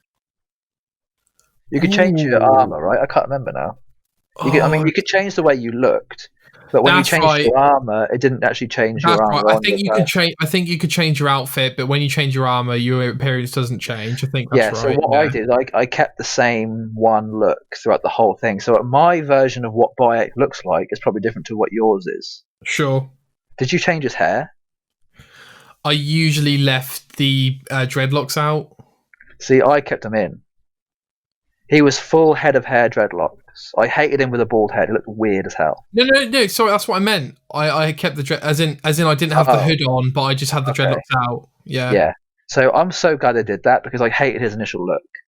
Yeah, bald Bayek is not good. Bayek does not look good. Yeah. So I kept him with I think I had a Horus outfit, which like the bird god. Yes. It was like blue and gold and white. I had that outfit. Hood the son down. of Osiris and Isis, yeah. Yeah, exactly. Yeah. I had that with the hood down, the dreadlocks, and it looked so much better than it did initially. I was like, this is awful. Yeah. His initial outfit, because every Assassin's Creed character has like their base outfit, right? Like we all know what Altair's outfit looks like. Yeah, Ezio's. Yeah, we all know what Ezio's looks like. We all know what Evie looks like. Dude, I got Evie as a lieutenant in Odyssey on my ship. Me too. Oh, that's so cool. Carry on, sorry. Yeah, I mean, like, everyone has their base one, but I feel like Bayek's base one is like probably one of the worst ones. I probably agree with that. I don't know. I don't like how it looks. Question number. I'm glad you could change it. Yeah, we'll go. Yeah, sorry. Agreed. I think we'll go on to the customization. So what was the last question? It was. What do you think about the RPG mechanics? RPG, yeah. I'm glad they did it. I'm glad it's not the same old thing. I'm hoping they'll do the same thing in Valhalla. I hope they won't go back. So it does feel like a natural fit, but at the same time, it is a new type of Assassin's Creed game, and I initially didn't think it was a good fit for Origins, but I do think it is a good fit for Odyssey. Honestly, I think I probably would have. I wouldn't have obviously cared if it had stayed the same because we wouldn't have ever had the loot system. But I'm glad they have it now because I think it improves it. It improves your. I feel more of a rounded. Like I can customize my character so much more now. Yeah. And it makes you fall in love with the character more. So I'm just glad. I'm hoping to do it again in Valhalla. I really hope they do. God, are we fair in saying that a Syndicate may be the best of the old Assassin's Creed formula? 100%. From 1 to Syndicate is the best one. Oh, wow, that is incredible. From Origins to Odyssey is the best one. Yeah. But I reckon Valhalla is going to be better than Origins, 100%. Better than Origins? Yes. But not as good as Odyssey? I literally think you could separate the AC lineage now into 2 sections. It would be from 1 to Syndicate, and then you stop at Syndicate, and it's now completely new, and it starts at Origins, and then continues on. Agreed. It's now split. 100% is split. I do think they did want to do a soft reboot for Origins, hence the name and the. I think it's definitely a soft reboot, 100%. Yeah, and the Origins. Same story, just different people who you follow through the story, kind of, because you've still got the original people technically. But yeah, different mechanics and the way it plays. 100%. Love it. Yeah. Question number 5. What was your favourite specific place to explore in Origins?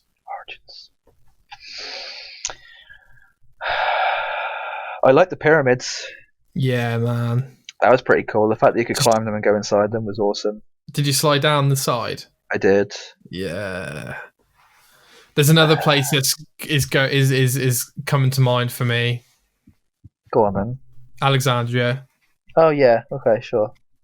It's weird. Like I used to love. I still kind of do love all the Egyptian history.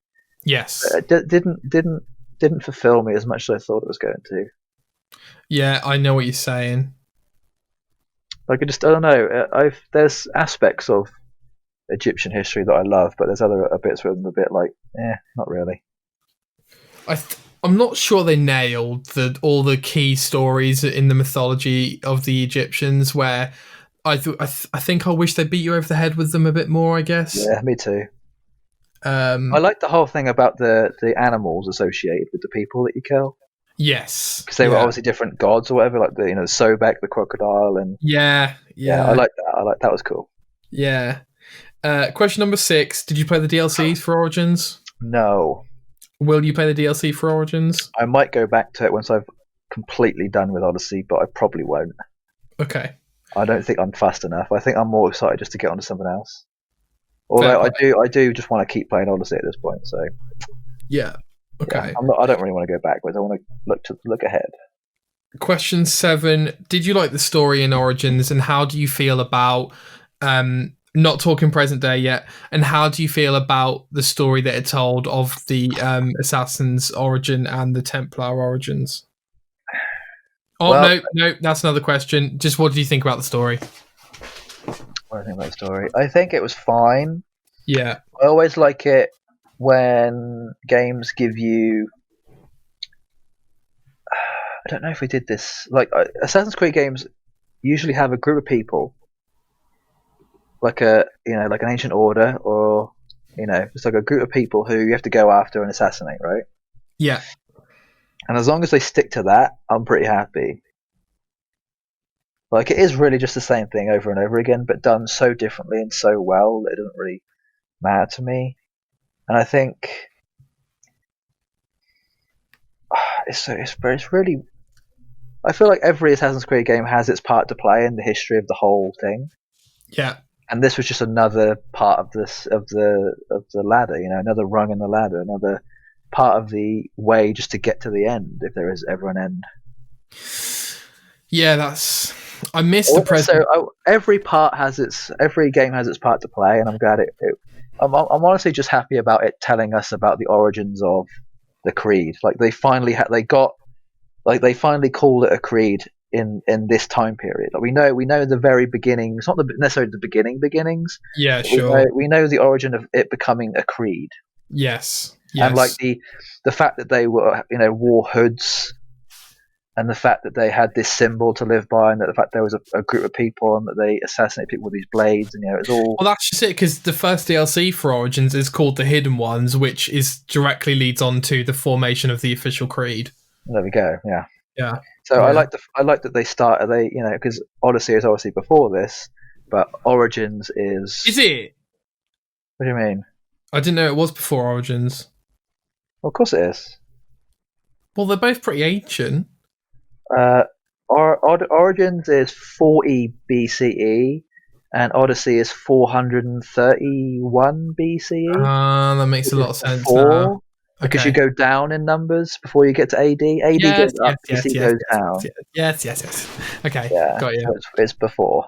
Okay, fair enough. And what did you think about the present day story, Jay, of Origins? So that's what I was. That's pretty important. I like how it's sort of become like I don't know. It's become very. I say it's sort of become secretive. It's always been secretive. I don't really know what's up with this. Is her name Layla? Yes. I don't know enough about her yet. Is she important enough? I don't. Is she just another explorer? Like, is she? Does she have like? Is she part of the bloodline? I don't know what's going on. And just to be clear, without spoiling it for me, you've completed Odyssey and you still have these questions? Yes. Oh, no. Although I haven't done every mission, so I don't know. Okay, all right. They definitely don't talk about it in the main story, let's just say that. It might come as part of like a side story or like part of the DLC. Or DLC. Yeah, fair enough. Okay. So I like how Layla is way more interactive than the other present day stories we've had in Syndicate and Unity, which are, by the way, pretty much nothing. I was going to say, it's weird. Like, the first 3 games were Desmond, or the first 4 games were Desmond? First 5. Oh So wait, no, you're right. Four. No, sorry. so Hold on. one. I'm confusing myself. 1, 2, Brotherhood Revelations 3. Yeah, 5. Yep. So who was 4? Was that not Desmond? You were the Abstergo employee. Ah, of course. Yeah. See, that's where I got annoyed. Okay. That's where I was like, well, not necessarily annoyed, but more of like, why is it not continuing? Because it still obviously had I forgot the name. Was it Sean? Sean, yeah, and the woman. I forgot the bloody woman's name. They're in it. They're in it. And actually, Yeah. Jay, they're in Syndicate. Yeah, I think technically they're in every game, right? Probably. Do you not think, Jay, it's pretty like it peaked with 3 with the present day story in terms of the interaction with it, So and then they're still talking about the ancient ones, though, aren't they? The ancient yeah, civilization. They're still talking about it now. they are, but like the level of interaction we had with 3 with Desmond was really good, and then Yeah. ever since then, I feel like the game is hinting at another peak in the present day story, but all it does is It's trying hint, to get hint, somewhere, hint, isn't it? We hint, don't know where it's trying to hint, go, though. I'm and hoping it never goes anywhere. it doesn't let you. I feel like that's because they've sort of told the story already. Kind of. Well, I mean, what I say is they've given you. Go on. They've given you the entire history of the ancient civilization, kind of, right? They've told you what happened to them, where they started, where they finished, and why they finished, and Yeah. why the Templars are still trying to get to the same, technically, I guess, the same end. Yeah. I don't know. Like, I still don't exactly know where it's going to go to. Like, Okay, I feel so like I don't know where it's going. we should do a summary, Jay. I need to look this up. No, I'm going to tell you right now, so you can understand my point of view in this. Okay. Yeah, go for it. So in Assassin's Creed 2, we get the reveal. So like at the end of Assassin's Creed 1. Okay. Oh, okay. We're going to break down the entire Assassin's Creed story. Okay. So Assassin's Creed has always done brilliant at leaving you on a cliffhanger where you're like, oh my God, I need to play the next game. So AC1 finishes with the writing on the wall that you see in Eagle Vision with Desmond, and you're like, oh my God. All right, and then Assassin's Creed 2 comes around, and you get more present-day story in that than 5 of AC1 games. Like, it's incredible. Like, you break out of Abstergo, it's incredible. Okay? Yeah. At the end of that game, as Ezio, you find out about the ancient civilization, which still might be one of the best reveals in a game, where you're like, you actually get some answers. Brotherhood, not really many answers apart from the fact that Desmond kills Lucy, and you only really find out why in the DLC for Revelations, where you find out she was a Templar she was an assassin, turned Templar, and then pretending to be an assassin again. So technically a triple agent. So Desmond kills her after he holds the apple or whatever. He then goes in a coma. They then get picked up by Dad and company for Assassin's Creed 3. In that present day story, we're climbing all over cities and stuff as Desmond. That's where we find out what happened to the ancient civilization with the solar flare and that sort of thing. Another solar flare is happening in 2012. Desmond has to choose whether the Earth dies or he releases Juno and she stops the solar flare. Juno is one of the ancient members of the ancient civilization who's like really dangerous, and her husband got murdered or something. So he releases her. In Assassin's Creed 4, you're an Abstergo employee. The assassins try and recruit you. You kind of see them a little bit. What happens is you find out that throughout history, Juno has been reviving a template of her husband who is the same person, but kind of not really. Like, he does die, but then he's reborn. He's reborn. Yeah, exactly. Yeah. And so you find out that like he's kind of acting on her behalf, so to speak, Juno's behalf. Yeah. And then ever since then, we get basically nothing apart from Assassin's Creed messages from the assassins saying, oh, you're playing an Abstergo game? Oh, well, you need to join us because they're really bad. And that's it.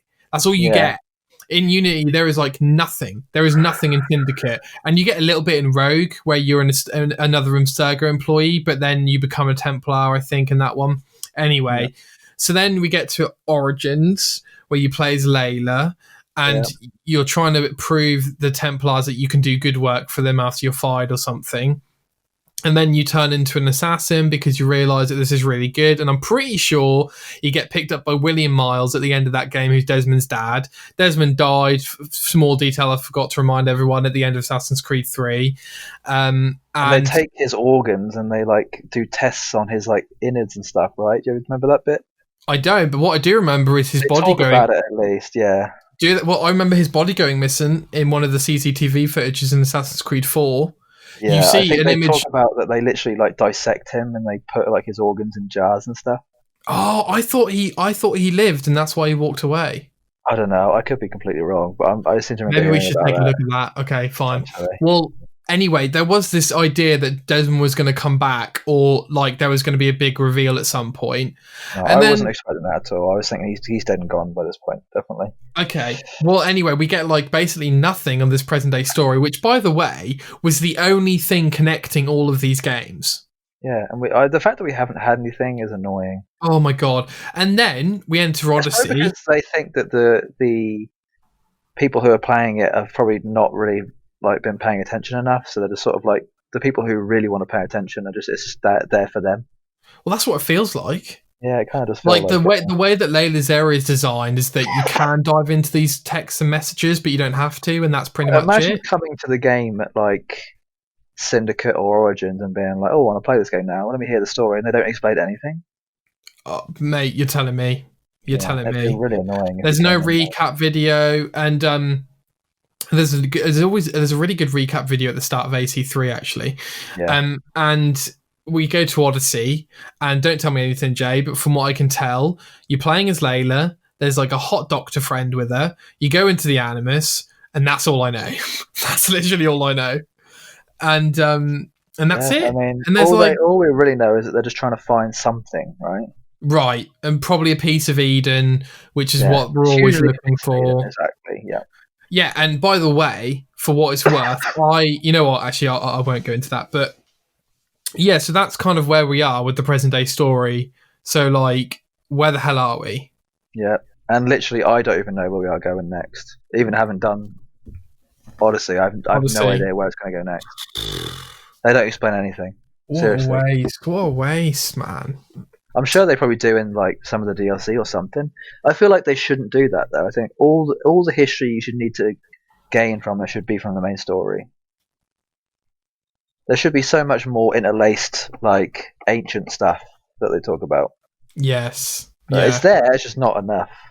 Yeah. I think they're doing that though. They're giving you so little because they want the game to live on for the next 30 years, which, to be honest, I'd have no problem with. I'm not joking. If the ending to Assassin's Creed wasn't till 2050, I'd be hyped. Would you? Yes. When they run out of historical periods? Nope. I don't know, mate. I don't think they would. We've got plenty more to do. Have we? Yeah. Go on. Still got the Asian part of it to do. Which is a big one. Yeah. I mean, I guess you could do like World War stuff, but that probably wouldn't work. I guess they could do World War. That. Could do medieval. They could do modern day America. I mean, they could do like the Cold War. They could do so much. Okay, Cold War would be a good one. My concern, Jay, is wait. I mean, they could go, buddy. Where we need Greece, they could do whatever they want. We need a timeline, and we need an endpoint, and there is nothing to cohere the present day story, and it's the biggest flaw of these recent Assassin's Creed games, and there's nothing to look forward. Like, imagine if they were like building up to either a modern day Assassin's Creed, which is kind of Watch Dogs, or you finish in the Japan, feudal Japan. You're like, this is the final Assassin's Creed. That would be so cool. Like ending on a high. I kind of don't want to end, but it will do one day, won't it?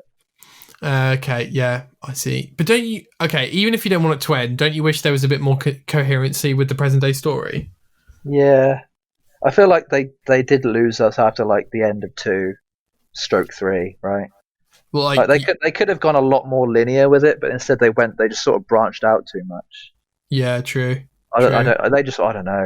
I don't know. I need to, like, watch just, like, an hour long. I need to do the same thing I did with Final Fantasy, but with Assassin's Creed, and just see if I can get more of an idea. Fair. I'm not annoyed that I don't know. I'm just like I wish I had the brain power to understand it more. Like I'm limited in what I can understand to a certain point. I think it comes a lot to do with how they give you the information. Yeah, they're not giving it very well. No. Like, there's still a lot in my mind that I probably do know, but I've just forgotten at this point because it's been so long. Sure, exactly. You're talking 13 years since the first game. I say I'm now looking at the timeline, by the way, and you're probably right. Like there isn't much, like literally, like between Assassin's Creed 2 and Syndicate, there's only there's about 300 years. Mm-hmm. And they're all pretty consistent. Like we've got 1499 to 1507, and we've got 1511 to 1517, 26 to 32, and then there's a bit of a jump. So I guess anything between 1532 and 1715 we're missing, and that's it. Okay. And then in between 11 and 14, and then anything before 11 is good. So we've got something in there somewhere. Sure. I need to Google what happened between 1532 and 1715. I'm sure it's in a comic or a book somewhere. But they might have put it in because they've got novels, haven't they? Yeah, for each mainline game. Correlate, yeah. Yeah. Question number 9, Jay? Yeah. Okay. So what do you think about, you alluded to it earlier, Jay, what do you think about the fact that we don't actually see the proper origins of the Creed and the Templar Order? All right, say that one more time. What do you think about the fact that we see the formation of the Creed, but we don't actually see the origins of the ideology of either the Assassins or the Templars? Right, I don't want to say too much. You know what? Let's pass the question then. Yeah, that it doesn't it's in this one kind of. Okay, cool. It's part of it. And last one. It's not like told, but you have to be able to figure out for yourself. Okay, last question. Question number 10. Where does Origins rank in your Assassin's Creed ranking? This is actually a really good question. I'm now going to look up all of them. Okay. I guess, do we want to do this as like part of it, or do we do it separately? Of like where we rank. I'll just give you like an overall. So I'll go from like top to bottom, kind of, right? Okay, leave Odyssey out for the time being. Oh. Just wait, just until we talk about it in like 5 minutes. Okay. So I'd say without Odyssey, you've got Syndicate at the top. Uh-huh. Under that, you've probably got Assassin's Creed 2, Brotherhood and Revelations. Sure. Under that, you've probably got Black Flag? I mean, you've probably got Black Flag 3 and 1. Okay. And then under that, you've probably got Rogue and Unity. Yeah. And then maybe on the same line as Rogue and Unity, you might have Origins. Holy moly, really? So it's probably in the bottom 3. Whoa. Maybe the bottom 5. That. So while you appreciate all the things it does for Odyssey... it does a hell of a lot for Odyssey, my God. You didn't quite enjoy the actual game. I'm really thinking about it. I mean, honestly, I think 3 might actually be a lot further down than I'm saying it is. Dude, 3 is the worst one by Yeah, I think 3 might be at the bottom. 3 is probably at the bottom. Bad. Then it might go Rogue. It probably goes 3 at the bottom, Rogue, Unity, Origins, okay, and then everything else above that. Okay, got you. Yeah, okay, we'll do that. That's a lot better. let me give you mine, if that's okay. Yeah, so start from bottom. I think it goes Origin. No, not Origin. Bloody hell! It goes Assassin's Creed 3. Yeah, and then it gets really tricky. Yeah, it does, doesn't it? It's weird. Because I really like what you call it, Unity. I liked it a lot. I definitely liked it more than Rogue, so that's why I went 3 Rogue and then. Here's my concern, Jay. I don't think 2 and Brotherhood, while some of the best, I don't think they'll age well. Like I think we'll go back. No, and go, they've aged awfully. Right. Okay. I can already tell you that. Oh, But I think for what they were, I think in terms of, I'm kind of going off of like story as well, okay. of like what it gives you. I think Assassin's Creed 2, Revelations, and Brotherhood is up there because of the story, and 1 as well because of the story elements. Like it gives you so much story. Yeah. Like Yeah. whereas versus like Rogue and 3 don't really give you a great amount. They sort of start to tail off, doesn't it? So Yeah. Okay, fine. I'll be ruthless with it. I think it goes 3 Rogue, Unity, and then something like Revelations 2 Brotherhood, and then something like Syndicate, Black Flag. How many have I got left? Move 1 to before Syndicate. So we've got 1 Syndicate, Black Flag, and then what have I got left? Unity.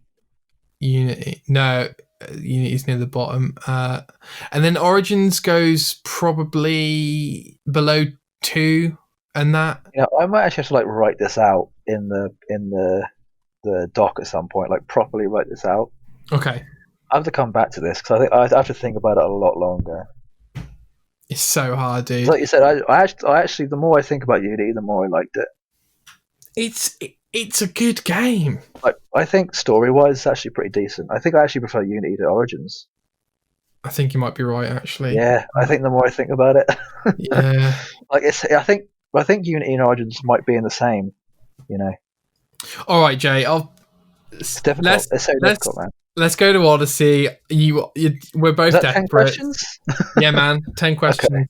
Cool. Is there any final words you want to say about Origins, perhaps? In terms of your Just, experience with it? I'm pleased of what from what it was. I'm glad of what it allowed to happen after. I think Origins really is the start of hopefully a really, really good next 10 AC games, if not next 3 or 4. Yeah, I think you're right. Like I'm hoping that Origins was really like the beginning of the next era. Like it really is. Like 1 to Syndicate is the first era. I guess you could actually say 1 to 4 is probably the first era. Right, and then Unity's the next one. And Unity to Syndicate is the second era, and then Origins and onwards is now the third era. 100%. Yeah. Origins is the new era of Assassin's Creed, and I'm glad it's a thing. Isn't it sad that we only got 2 games in that second era? So what do we get? We got Unity and Syndicate. Rogue. Well, Rogue's kind of more of like a 3.5. Oh yeah, you're right. So yeah, Unity and Syndicate. Yeah, you're right. I guess it is sad, but it's I don't know. They were good for what they were still. So I don't know. Yeah, it's fine. fair. I think it's fine.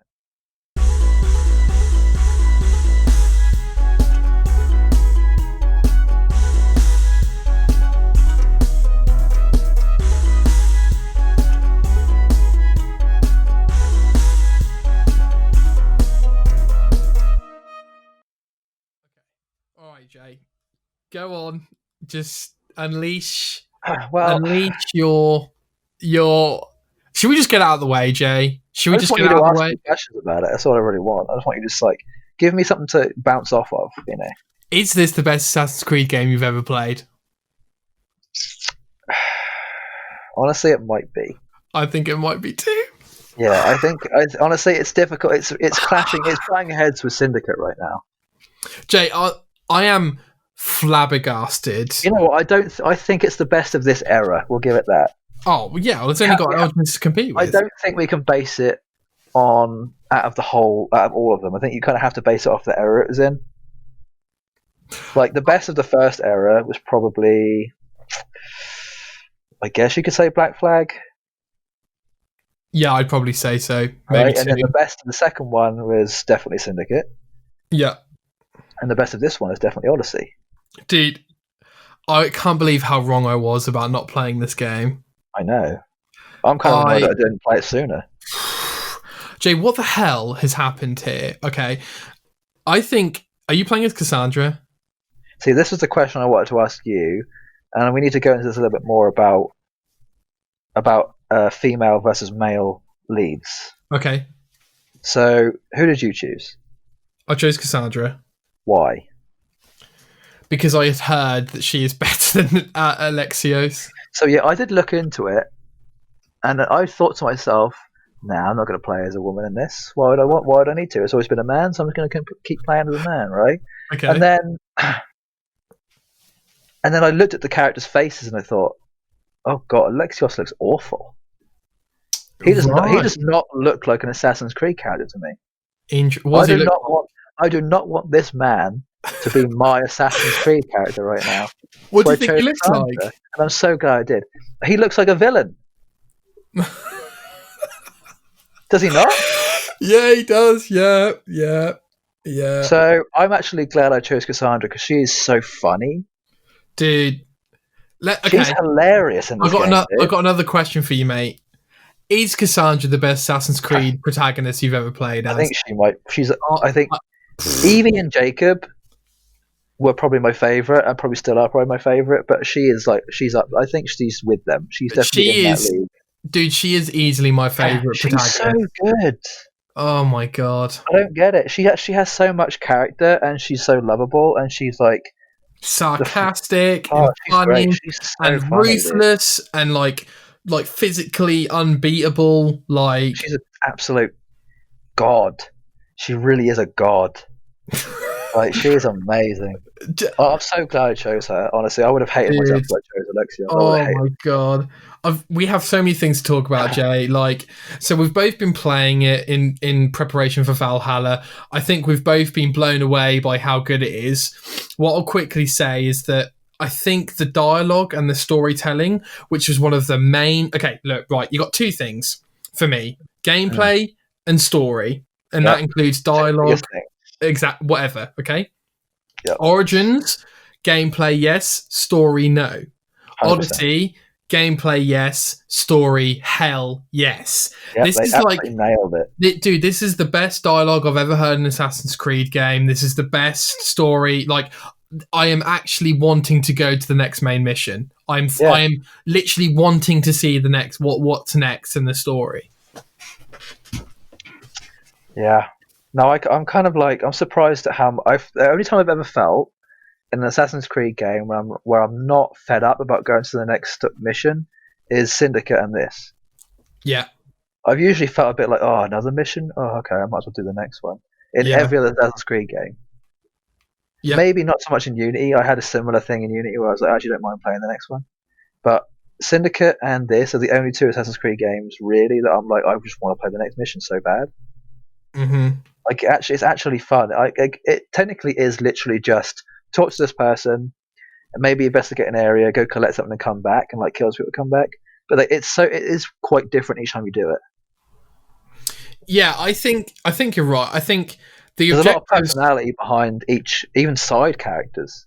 Yeah, and that's like, what Origins got so wrong. Make some like really good friendships with like a lot of. I'd say like 90% of the people you talk to in this game, you're probably friends with by the end of the mission. Exactly. And who you see again at some point. Exactly. Like, oh, you're here, cool. And like, even though I was against the RPG mechanics, like initially, the dialogue options, as soon as it happened, I was like, why have we not had this before? I know. It makes so much sense. They better have it in the next one, honestly. Oh, they need to. I could. Do you know how many endings this game has? No. It has 9. Oh no. Oh. They're all very similar, I will say that. Okay. They're like choices not made and stuff. Technically it's like 3 endings, but like 9 if you want to be like really technical. I know what you're saying. Like, it's not, let's say that the ending isn't different isn't drastically different depending on what you do. Sure. Like, there's no like, because you did this, the timeline is now completely shifted. It's like, because you did this, it's just now different. It's slightly different. Yeah. It's not like game-changingly different. It's just like this time period different. You know, it's not like drastic. Do you think, Jay, this is what Assassin's Creed was always meant to be? Yeah, 100%. This is what honestly, this is like the pinnacle right now. Yeah. And we're a little late on it. It feels weird talking about it now. But I'm glad we are. Who cares, man? So my question, next question, Jay, if we had this in Assassin's Creed 2, where we had where we had like dialogue options and RPG mechanics, are we both saying that those games would have been like way better? if done right. Yeah, 100%. Yeah, They'd be up on the list a lot higher. I'll tell you that right now. yeah. Thing is, What? though, Go I'm on. glad it's taken this long because I think we probably would have got bored of it a lot quicker. Maybe I don't know. I know what you're saying.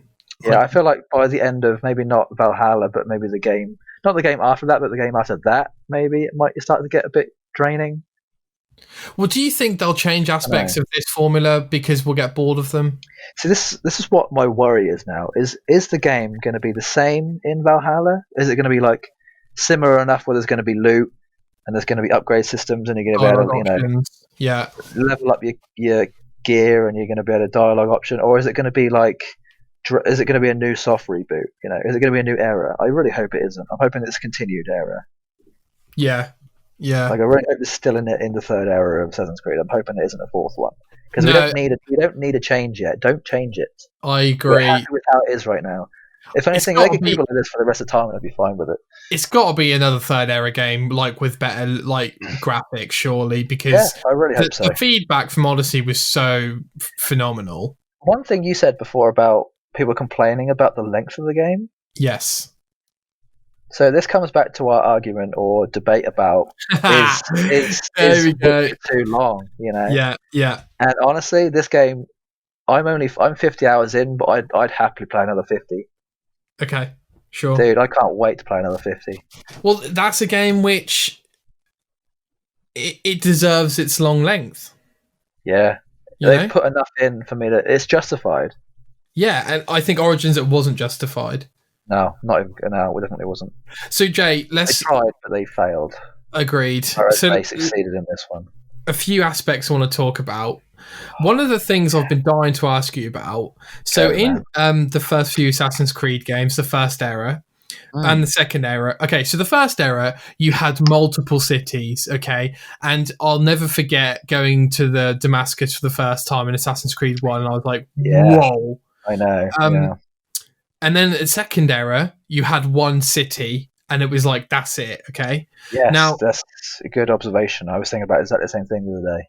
Right. So third era, we've now got entire countries. We've got exactly. Which we're definitely going to have with Valhalla. We're going to have more. We're going to have 2 countries. Oh, yeah, exactly. If not 3. We're going to have pretty much the entire of like Scandinavia. The Nordic, Scandinavia. We're probably going to have most of that. Yeah. And we're going to have probably the entirety of the UK. Oh, and probably Ireland too. Oh, can you imagine if we get to go to Norwich? Oh my god. Oh, we're on the right side. We're on the right coast. Bring it. Honestly, it wouldn't surprise me. I'm thinking it's probably going to be more northern.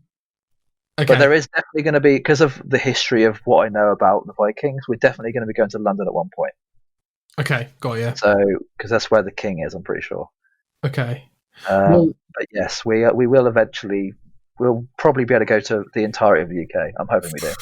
So my question is, while I appreciate every stage of this map development, how do you feel about exploring an entire country compared to either a few cities like Venice and Florence, or a whole city like Rome, Paris, and London, or an entire country? What are your thoughts? It's weird because obviously my 2 favourite games are in separate eras. Okay, yeah, sure. Being one of them being just a city, and the other one being an entire country. So is that Syndicate, and then is that Black Flag? No, Odyssey. Sorry, yeah. Yeah, Syndicate and Odyssey. So I'd say I actually prefer. You know what? The one thing I loved about Origins the most was the fact that you had to be a certain level to go to certain parts of the country. Yes, and that's the same in Odyssey, right? And it's that same with Odyssey. I'm hoping to do that with, or at least something like that with Valhalla. Agreed. Was that not? It gave you like a forever expanding map, right? Yeah. Because also I like the fact that it fogged it out too. Like you had to go there to find out what was there. Like I love that. That's very important, I think. Yeah. Agreed. Was that not in place for Syndicate, Jay, where there was different like boroughs? Yeah, I like that you couldn't. Not necessarily you couldn't go there, but it was probably like better that you stayed in one place during a certain level progression, right? Like from like maybe level 1 to 10 you were in the first one, 11 to 20 in the second one, and so on, right? I love that. I like that a lot, because if you have whole... Are you twisted? Are you twirling? Oh yeah, sorry, that's me. It's alright, go on. if you're given the whole map, you just get too overwhelmed, which is how I felt in Fallout. Which one? Both of them? All of them. I've always felt way too overwhelmed with where to go. I'm like, I can go anywhere right now. What if I go to this place and I die? Okay. Yeah. That's yeah. been my biggest problem with Fallout. So the fact they fixed that problem, but with Assassin's Creed, genius. Brilliant. Yeah. Very well done. And to be fair to Jay, you make up a great point, because there are areas in Fallout 3 and 4 which are too dangerous. They just don't tell you. Yes, but they tell you in Assassin's Creed, and I'm bloody glad they do. Yeah, man. So you're telling me that you don't find Odyssey too demanding because the areas are split up by levels? No, it's just right. It's chef's kiss perfect. And when you're exploring, Jay, I kind of want to get into your thought process and gameplay process of how you play this game. Okay. Yeah. I want to know yours too, because I'm curious why you're so behind. So when you're playing through missions, what are you doing in each? Like what are you doing during this main story? Okay. So it changed slightly as I went along. So I think I know what you're doing.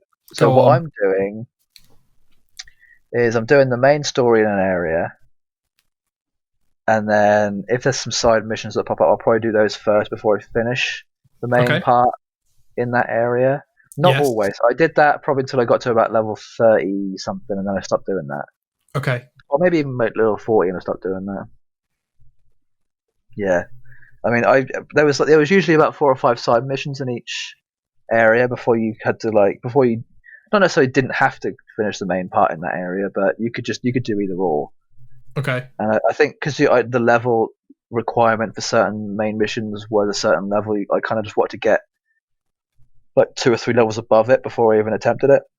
Yeah. Just so I could do it easier. 100%. Which I do in most games, to be honest. Any game that requires me to have, like, if you're required level 10, I'll be level 15 or maybe level 13 before I even go close to it. So yeah, 100%. Yeah, I want to be over leveled all the time. 100%. I never want to be on the same level as anything. So, are you completing locations in each area before you move on?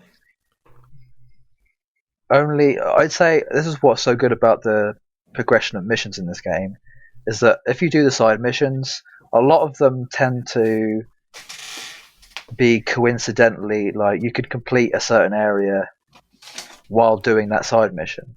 Like there's probably like a side mission that tells you to go to a certain fort and clear it out, and then once I'm there, I'll just clear it out anyway.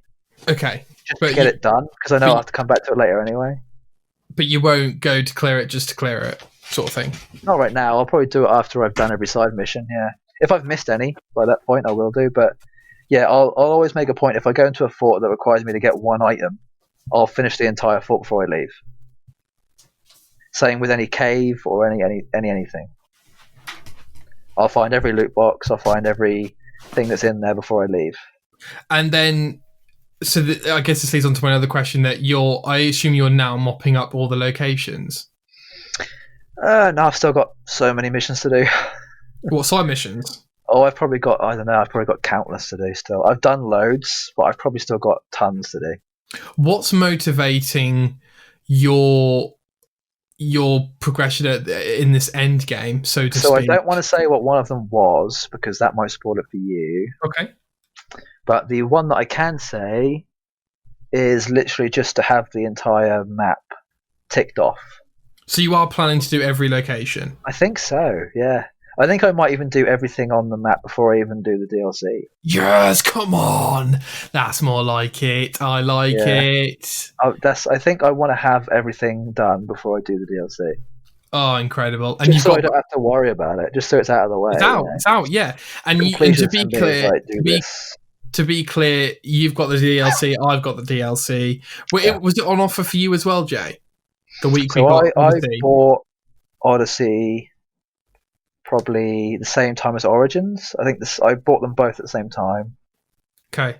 Just because I knew I'd play it. I knew I was going to play it. I was 100%. I was like, I have to play this because it's Assassin's Creed. Did you buy both the editions with the DLCs included? Yeah. Right, okay. Although I don't think, weirdly, I don't think I've ever done DLC in any of the games. No, I haven't. You didn't do Jack the Ripper DLC in Syndicate? No, I started it and then got bored. Oh, I thought playing Jack the Ripper was awesome. I will. I'll probably go back to that. Honestly, I think once I've done with Odyssey, I might go back to Syndicate Fair and enough. completely finish it because there's still a lot of missions I've got to do in that. Oh Christ, Jay. Still so much. I'm 100% the main story because I've got 100% what do you call it, memory sync. Oh, cool. Okay, fair play. Which obviously they've stopped doing that now, haven't they? Yeah, I noticed that. I'm kind of glad they have because that kind of annoyed me. I think it was fine, but some of them were too hard. I know. You talked about it a lot, but for me, it was like, no, this just makes it more challenging than it needs to be. Well, now it's given me PTSD from Red Dead 2 gold missions. Yeah, so, exactly. Yeah, yeah. For me, it just made it too complicated and annoying. It So made me feel bad about sorry. not doing well, if that makes sense. Yeah, Whereas sure. if I don't do well now, I'm like, well, I can just keep going, so it's fine. Yeah. Yeah. So, there's so much to talk about. So, what do you think about? Okay. All right. Next question. The cities were a massive attraction in most of the Assassin's Creed games. I think Assassin's Creed 4 was the first time we didn't see proper cities, I guess, even though there were one or two main ports in that game, right? Because most of it was based around the sea. So, like, we had one or two main cities, and that was kind of it. Yeah. So, what are your thoughts on the settlements and cities in this game in Origins being smaller but more common? And although we have Alexandria, I found that there were a lot of small settlements, I guess you'd call them. I don't know. I didn't really think about it too much. I guess it was fine. It was whatever. So, but you don't miss the big cities. No, not what you mean from the second era. Yeah. No, I don't miss it. I mean, if they did it in the next one, I mean, they can't redo it in the next one because it doesn't really make sense. I think it made sense more for the games that it was part of, right? Mm-hmm. The French Revolution has to happen just in France, or just in Paris, I guess. And the Victorian era, well, it's Victorian London, so it has to happen in London. Sure. Whereas, the entirety of Egypt, you're going to have most of Egypt, and then again with the Peloponnesian War, you're going to have it across all of Greece. So yeah. Do you know what's weird? Go on. I really want to go to Greece now. I get that with every game I play, though. Do you know, I actually went to Greece. Went to a Greek island last year before? Must have been the year before. And it's an island right next to Kefalonia. Oh, is it still called Kefalonia then? Yeah, it's the island right below it. Oh, no way. Yeah, that's so weird. I was you right near it. No, Dad's stepmom's family. Got ya. Yeah. How was it? There was a wedding. Went to. It was great. Nice. Probably one of the best holidays I've ever been on. Fair. All right, Jay. Yeah, that's insane. Right. Yeah, Are you ready? You ready? Yeah. Okay. Yeah. Cool. Okay. Next question. I love the fact that this is probably the first Assassin's Creed game which has like a nice color palette. Like, dude, I was waiting for you to say it. The color palette is insane. Like Origins is too yellow. Do you like vanilla? Yeah. Like what? Like lush and green. That's what I mean. It's so like exactly what you just said. It's so there's green. Red, there's white. There's green. There's black because there's like the. Actually, I don't know if you've been there yet. Oh no. There's all sorts.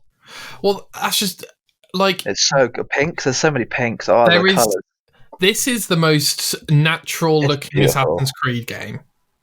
Which I'm kind of looking forward to the Valhalla like darkness and the sort of the rainy sort of like England and the dark really like blue, horrible. grey, Looking forward to the sort of like the silvers, the browns, the sort of moldy greens, the dark blues, the greys. I'm looking forward to a bit of a change. Yeah, I thought Syndicate I love color palettes, man. Dude, they help so much. I liked how Syndicate's was like a bright sky, but with loads of smoke. For me, Syndicate, like the color palette for that was like reds, maybe like browns, like the brick, kind of like a bricky orange color. Lots of greys and blacks. Yeah, like it just fits so well with the time period. Yeah. Yeah. What? So, okay. Next question. Mm. How do you feel about the ship mechanics from 4 Yeah, I was waiting for you to say that. sinking into this game? They're a lot nicer. Do you think? Yeah, I think they're a lot better in this. Interesting. They I obviously go backwards because there's no cannons, but there's yeah. javelins and arrows, which is cool. I find it less impactful compared Do to I know what's cannons. funny? I only just, within maybe the last 5 hours, upgraded my ship for the first time. Oh my god! I upgraded it. Maybe I made the hull.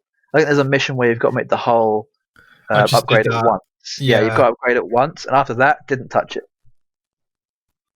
Oh my god! And you didn't die like The immediately? only reason I upgraded it was because I had to do something against like a naval battle type situation. I was like, right, Oh, okay, I need to actually level this up now. so you haven't actually done that much naval combat? I've done loads, but Oh, I just survived because I was actually pretty good at it. wow! Oh my god, Yeah, dude! I hardly died. It was great. When it's I might die upgraded, twice. you're gonna love it. Oh, dude, it is. It's massively upgraded now. I think everything's at least purple. So Jesus Christ! Have you it's a lot got more like fun. infinite So I'm kind of money? annoyed I didn't. I've probably had 500,000. I've probably spent 400,000 of it, maybe. Oh my god! I've probably had about 10,000 each of the, what do you call it? Like leather and metals and stuff, and I've probably spent 6 or 7,000 of those Are you buying on all these, or is upgrading it just stuff. through finding stuff? Uh, Finding. I've actually been doing. There's actually a farming spot for leather that I go to sometimes, Mm-hmm. but it's actually not as good as just doing missions. Okay, fair. So that There's a kind of bit leaves where you me. can kill like 30 like lynxes, and it's like, oh great, it's in a row. There you go. Oh, okay. I like they solved one of the main issues from the ship combat from 4, which is that you can turn quite fast. That was Yeah, you always can an issue. what they you can in quotes drift. Yeah, They actually use that terminology. I think if you just turn left and hold down A, you sort of drift and do all the lot better maneuvers. yeah, a lot I better will say maneuvers. the overall like design for how the sea works now with like going through storms and stuff, and the waves get bigger and you slow down. I love it. It feels so nice. It actually feels like nice in your hands to be able to do that. It does feel more solid. It feels really good. There's less. What would you call it? Like ship modes, where like you can have like speed 1, 2, 3, and then travel speed. There's just normal speed, travel speed, which is good. Yeah. And I like the ship a lot. It makes me wonder, Jay, like, what else do you think they would have put in this game if they had the time? Like, I'm not sure there's not much else they could have put in the game. I'm sure I thought about this. Did I think about this? Um, So, yeah, okay, I let me mean, give some not context, really. Jay. So, minor spoilers for Odyssey, a 2-year-old Yeah. game. Like you're playing it, and we probably both do this thing, Jay, where I'll keep playing all the main story missions until I feel like the game has unlocked all of the main gameplay elements for me. Does that make any sense? Oh, I see. Yeah, I don't know if Right. you're actually at that bit yet, are you? Probably not. So I don't know. anyway, this is kind of my That's why point, I'm worried Jay. to say anything. I'm worried because This if I is say kind something, of and you're like, I this. haven't got there yet. I don't Well, know. this is kind of my point, right? I feel like it Like does take a while. I feel like I get to the ship and I'm like, oh, okay, that's it then. Like, and then there's the Cult of Cosmos stuff, and I'm like, Right, what? so I'm glad you said it. Right, you said it. You said the cult. That's all I needed. I didn't know if you'd got Oh, that far okay, yet. That's the bit right, I was yeah. absolutely terrified about saying because if I said that would ruin it. Oh, I appreciate that, man. I appreciate Yeah. that. What? I was like, Well, I oh will just my say god, I finished the cult this morning. All dude. 42 done. Oh Christ. So Jay, we It's have to great. talk about this, dude. Like, this is probably the deciding factor that makes this game my favorite Assassin's Yeah, me Creed too. game. Because it's very similar to Origins with the Order of Ancients, right? Right, Yeah, right. it's the same thing, just with more people. Yeah, and like they're in the world. Like they're Yeah. not that so what for me, Jay, like the main one of the main issues I have with Origins and Odyssey is that you're not really an assassin until say the very Yeah, end. yeah. I mean, technically, you aren't one in Odyssey, right? Because the assassins weren't really a thing Right. until Oh, Egypt, right? Right, and that was one of the main issues I had with 4, is that as Edward Kenway, you're not an assassin till like the very end. And yeah.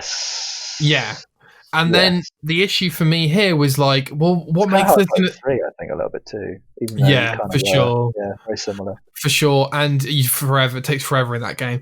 And Yeah. I was like, yeah, but what makes this game an Assassin's Creed game? Like, one of the best things the second era games do is that they provide those incredible assassination scenarios where you've got to Yeah. infiltrate a mental Very health true. institution, or you have to go to the Notre Dame to assassinate. Like, they were awesome. This is like probably one of the biggest things I've had a bit of a think about, or maybe not necessarily a problem, but just something I've had to think about is Assassin's Creed Origins and Odyssey don't feel like assassin games Right. necessarily. I think the reason they do is because of the like things like the Order of Ancients and the Cult.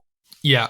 Like it makes me feel like an assassin then, but initially I was kind of like, well, I'm because I don't. So you're a Mystios, right? You're a Yes. mercenary. That's Mercenary. like, which is kind of like an assassin, just slightly For different. money. Right? Yeah. I'm kind of curious about how they're going to do it in Valhalla. Actually, how they're going to where the assassin thing is going to come from. Whether the creed is like a big. I'm hoping that the creed is going to be like quite a big aspect. Like there's going to be like an actual like hub where there's like all these assassins and there's like, but they're all hidden. Or maybe I don't know.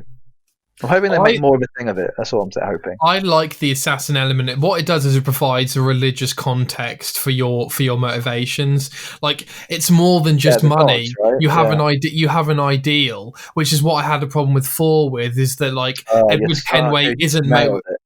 You totally just nailed it. He's not motivated by anything. He's just motivated by money, and I can't be motivated by that in a video game. So like when they're like, "Oh, you're a mercenary," I was like, "Fuck, really?" Yeah, you kind of are motivated by money, but not really. There's obviously other things you motivate. Yeah, and you have choice and stuff, but like, what I was going to say was the Cult of Cosmos provides that ability for me to, or for us to feel like assassins in Odyssey, right? Like, like, all right, fine, you can just go up to them and bash their face in, but what it does, it provides a target for you. Which with background information to infiltrate something and assassinate them. Exactly. Although they're not all assassins like that, I guess. Sure. Like most of them are. But yeah, and it's a target. It's cool. Exactly, it's a target, and it's cool. Yeah. And this now leads me on to the next point I want to discuss, Jay. The loadouts. So I asked you about loadouts last night or this morning, and I'm actually looking into it a lot now. Well, your loadout is opposite to mine. So I looked up a video of a hunter specific loadout, and I was impressed with the amount of damage you could do. with ranged weapons, you can do some pretty ridiculous. If you can get a headshot on every shot, you can do some pretty impressive damage. Sure. Yeah. I haven't seen massively impressive with Warrior. Like it does. I feel like Warrior does either small amounts of lots of damage or one big amount of lots of damage, if that makes sense. Mm-hmm. Yeah. Like lots of small or one big one. So your loadout, so there's 3 kind of damage types you can focus on. So you've got Warrior, Assassin, and Hunter. Hunter's ranged weapons, Warrior is like melee weapons, I assume, and Assassin is your assassination damage. Naturally, in every Assassin's Creed game, I am a stealthy person. So if I go to a bandit camp, I will try and take them all out without them ever knowing. See, this is the thing, right? So I've found that assassin damage, you'll notice, is a hell of a lot higher than your warrior or your hunter will ever be. Yes. Like it's massive. It's like probably where you are. It's probably like in the 30,000 or something. Ooh. Maybe more. Maybe. Like I know mine right now. I think my assassin damage is probably like closer to 80,000, whereas my warrior is somewhere between 8 and 10,000. Okay, sure. And my hunter is probably like 9 or something, right? Sure. So, and even with that massive amount of my assassin, there's still some enemies where if I assassinate them, Their You don't health kill bar them. won't completely kill them. Whereas in every other Assassin's Creed game, it does completely kill them. And this is my main problem, Jay. Okay. I am infuriated by the fact that I can't assassinate some people, even though every single armor I own and every single one I've got equipped has a plus 8% assassination damage, and I've got the critical assassination ability. That's what I was going to ask you about. Yeah, the critical assassinate. Yeah, I found the critical assassinate. I'd say like 90% of the time kills any enemy I want to. Fair. Well, I've only got rank 1. I can't do rank 2 and 3 I until was I going to progress say, yeah, further in the story. It'll get better, but it does take a long time. It's so annoying. I want to be able to assassinate anyone I want and for them to die. Yeah, but you'd think a blade into the jugular would do it, but no.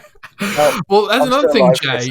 I haven't got a hidden blade. I'm still using the spear of Leonidas. No, that's true. Yeah, you don't. That's the thing. That's what I've found in this. So right, there is no hidden blade in this game. Oh, so disappointing. But I think there is in the DLC.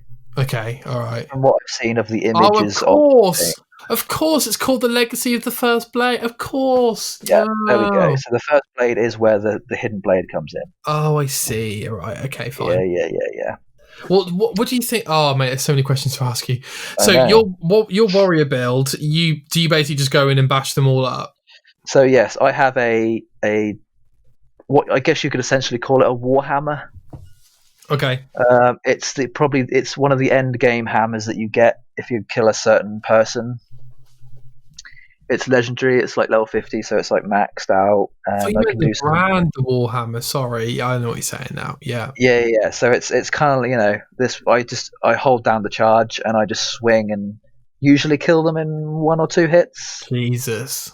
But it is so slow that if any enemy can get you in between that charge, then you're pretty much just going to get knocked out of it. Which is why I have to do a lot of back dodging and then sort of leaning towards them and hoping that my swing is large enough that it sort of whacks into them. Which luckily it does. So I'd say most people I can kill without even getting hit. And what are your thoughts on the main combat mechanics? Dude, the combat is perfect now, isn't it? It's really I used to really hate the combat in the old Assassin's Creed games. How come? I used to get so frustrated. I thought it was easy. No, I always found it really difficult. Dude, you just wait until they attack you and counter them. Yeah, which I did like that because it was very much like the Batman games. It was very similar. You just wait and countered. Yeah. But I don't know, it just felt a bit stagnant, I guess you could call it. It felt a bit samey. I think they did that for too long. True. Which is why I'm glad it changed. When did it change? When did the combat change the first time round? Didn't it change once and then again another time? Oh, I think for the most part, to be honest with you, mate, like maybe Syndicate, but probably Origins was the main combat. I think Syndicate is when it changed first. Dude, do you remember the melee combat in Syndicate? It was awesome. No, it was Uni. It was Era 2, right? It must have been. Was it? Yeah, I think it was the start of Era 2. It changed initially, and then it changed again on Origins. Okay. Yeah. I much prefer this one. They've perfected it, definitely. It's much better than Origins. I like see it getting much better, honestly. I think it's fair. I think the counter thing's really good. I think dodging at the right time's really good. For me, I haven't been able to necessarily counter. You can parry, right? That's what I meant. Sorry, that's what I meant. Yeah, I don't use the parry that much. Because you're going in straight for the kill, right? Yeah, I only really use parry when I'm probably using daggers or swords. What do you usually... I that's all I use. But if I'm using a hammer or a staff or a spear... I like the staffs, actually. Probably just getting in there. I don't really like how the spears control. Yeah, spears are a bit odd. I'd say the best thing about the spears initially is that they do a bit of a swing. Yeah. But the fact that they only go in a straight line forward is a bit naff sometimes because it can whiff. Yeah. It does whiff a lot. What were your so what are your thoughts, Jay, on the fact that your gameplay style, no offense, probably is literally the opposite of what they teach you in the first Assassin's Creed game? No, that's the thing, right? I actually I'd say I probably put stealth first, 100%. Okay. If I'm going into a fort, at this point I've probably completed about 9 or 10 forts without getting noticed once. Okay. Like, it can be done, and definitely when you have 3 of the critical assassinators. Okay, fine. It's very easy. So are you recommending, Jay, that I just progress the story until I get that and then start doing these locations in silent type?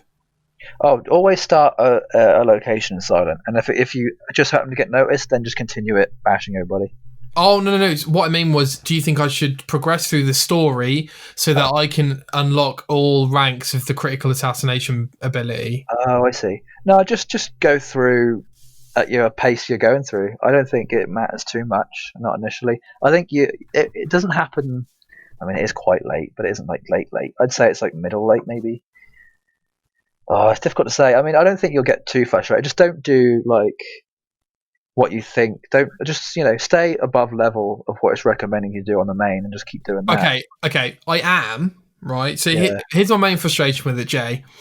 I'm like level 21 in a level 17 area. Oh, I'm good. doing Okay. these areas, and like I'm doing this fort dude, and I literally assassinate someone, and then like the whole way across the area, this guy sees me. I don't know which one's seen me, so he just alerts everyone, and then it just becomes a bashing contest, and I get bored. And furthermore, I wouldn't mind, except that in Origins, it's so easy for someone not to see you. So I've gotten used to that. So like now, I assassinate someone, and I feel, to be honest with you, Jay, I feel like the enemy placements are designed in a way where it's either really hard. Yeah, I'd say it's harder. And I don't want to be like I don't care for a warrior build.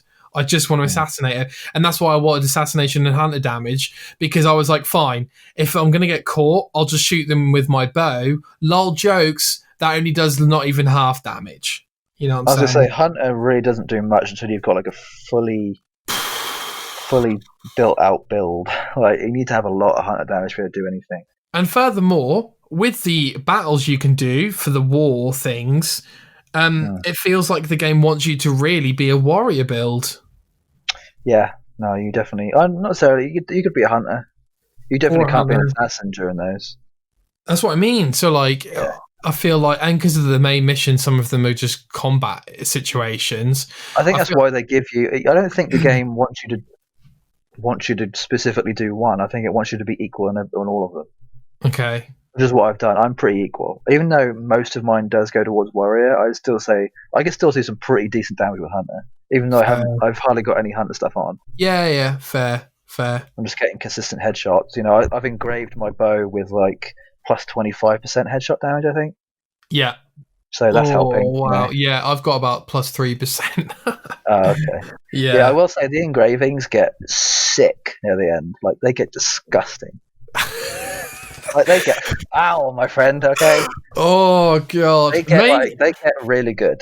You're now convincing me that I should just finish the story so that I can have the right stuff to clear out these areas quickly. I'd always stay at like at least a few levels above where you are in the main, and then just continue. Like, literally, just do the main till you get to the recommended again, and then do a few more side missions to get to maybe 2 or 3 levels higher, and just keep doing that. So, as in level up to where the main quest is area. Yeah. So say you're now doing 21 on 17, right? So as soon as you just keep doing the main till you get to recommended like 24. By the time you've probably finished all those and leveled up, then just do a few more side missions and keep going. Sure. Okay. I do feel. There's so many side missions. There's so many. I hope. I've never been behind level ever. Okay, got ya. I just hope that I will feel more powerful. Yeah, that was my. I did get a little bit annoyed at one point where I was like, I do not feel powerful. Even now, there's times where I'm like, I don't feel powerful enough. Yeah. Like, so I'm 53 right now, 52 maybe. What's the max level? So it was 50 when the game came out, but there was an update in November last year where they made it to 70. As in, just the year just gone? Yeah, so a year after the game came out, they leveled it to level 70. That's strange. So what, is that to incorporate for the DLCs? I think so, yeah. Okay, fair enough. I think it might even be higher than that now. I think it might be 90. Oh my god. So I've seen people with 89, but I don't know if that was just me in like a bad quality video. I could be wrong. Okay. Have you got all the abilities? They're all available, yeah. But like, have you got them all? No, I've only used a very small select amount of them. Okay, fair enough. I have reset my abilities once just to perfect it, but that was it. Okay. So that was actually one thing. Well, you're level 21 now, right? Yeah. So you're now eligible for no fall damage. Yes, I just noticed that this morning. Yes. I'm hoping they do that in every bloody game now, because fall damage Oh is the my! bane of my existence, my friend. Just get I rid of hate it. fall damage. You Get rid don't of need it. it. Get rid Especially in of a it. game where you can literally eagle fly off of a thing and land in a hay, in a I bale of hate hay. that. Wait, that's Like, that another. would kill you instantly. Hay is not going to. A pile of leaves is not going to save you from that height. Even landing in the water, you're still going to break a few bones. Dude, water might be harder than ground at a certain Yeah, height. yeah. What? If it's like concrete, you hit it hard enough, it is like concrete. Yeah. What? That's one of my issues, Jay. Actually, with the game is that I find No fall damage. Get rid of it. that brilliant addition. Honestly, get rid of it. The first perk level for that though is that you just can't die from fall damage, which is fairly smart, I suppose. But yeah, no fall damage. So I've just got that. The leap of faiths, mate. First of all, there's like hardly any viewpoints in this game. Second, there's a lot. I mean, there isn't, but there is. Okay, well, I'm finding the leap of faiths really underwhelming, mate. Yeah, I haven't really been. They've sort of become a bit trivial at this point, right? But I like them. They used to be quite exciting, but they're not that exciting anymore. Okay. I mean, they're pretty grandiose because you're diving off of like mountains essentially. But I mean, they're whatever at this point. I don't play the game for that. I'm still excited by the action of going up to the top of this point, looking at it, looking at how nice it is, and then being able to jump. Like, that's always been a massive part of Assassin's Creed for me. But I see your point. They don't defog anymore, though, do they? No, I assume the way you defog in this game now is literally just standing on the island or wherever you are. Yeah, and furthermore, it doesn't anything. Well, to be fair, I think it's more of a fast travel thing. Oh yeah, I think it's just fast travel, and it also makes your eagle so it can see slightly better. That's true. I think it helps the distance and how quick it finds something as well. I think it reveals a few locations on your map, but that'd be good if it did. If you found all of them, then I know there are some places that you can't find potentially until maybe you've done those. I don't know. Well, I'm pretty sure it does reveal some, but not all. And I'm like, why would it not reveal all the question marks? Yeah, I'm kind of annoyed actually that it doesn't unveil all the question marks. Yeah, that's so annoying, Jay. There's so many, by the way. There's so many. Oh, I know. I did them all, dude. I did them all in Origins. No, I didn't even try in Origins. I didn't even go there. If one popped up, I was like, okay, I'm not going to bother just going to that one just for the sake of it. There's too many. Well, there is. There's so many. Next point, then. Can we agree that the core gameplay loop of this, with the mix of an excellent story, is killer? Yeah, I think this is the thing, right? So they have the formula for a great like AC game, right? Yeah. So as long as they don't deviate, we're good. Like, just do what you just did with this, but do it with the Vikings. And by the way, you're going to make the same amount of money, if not more. Ding. True. Right? Yeah. Honestly, I'd be more impressed if they muck this up. Really? You can't mess it up anymore. You have the formula. It's taken you 10 plus years, but you have the formula. Yeah. You have it. All you got to do is weigh out the measurements, and you're good. Yeah. Okay. Do you know what? I'm kind of annoyed that the game's actually going to be slightly smaller. No, Jay. Think of it as more focused. I'm kind of hoping it is more focused. It will be. I'm hoping that they have a level system and that there's loot and everything, but I'm hoping it caps at 50, and then that's it. But it takes you a bit longer to get there potentially. It will be more focused. It'll be smaller, but better. Yeah, I'm hoping it's good. I'm hoping it's still like the DLC will make it big. Yeah, mate. You know what I mean? I'm hoping the DLC will make it to the equivalent of what the main story of Odyssey is. That makes sense? Yeah, I get you. I think it will. Like, in terms of I think that the length of time to go from start to finish of 100% of Odyssey without the DLC is probably what with the DLC was what Valhalla will be. Sure. Yeah. Jay, what are your thoughts on the third era of AC games having these enormous DLCs? Do you enjoy that? What are your thoughts? Well, I haven't touched it yet, so I don't know. But okay. Weirdly, I love it because I want to do it in this instance. I didn't want to do it in Origins, but I do want to in Odyssey. Well, what I will say is that the Origins ones, though you don't want to do them, they are really big. Yeah, I know. I probably would enjoy them, but Yeah, they're massive, not- and the not Odyssey ones look even bigger. You know what? Another question I've got for you, Jay. How have they actually made this game? yeah, it is a bit insane. Like, It only took them 2 years, right? nah, I think it was like 4. Hang on. Well, technically, Origins came out in 2017. Yeah, but Odyssey came out in 2018, but I reckon they probably would have started development after Syndicate, which was 20, or maybe even before Syndicate, which was maybe 2015. even before. Yeah, yeah, I reckon they probably started development maybe between Rogue and Unity. yeah. They must have done. This thing is massive. Massive.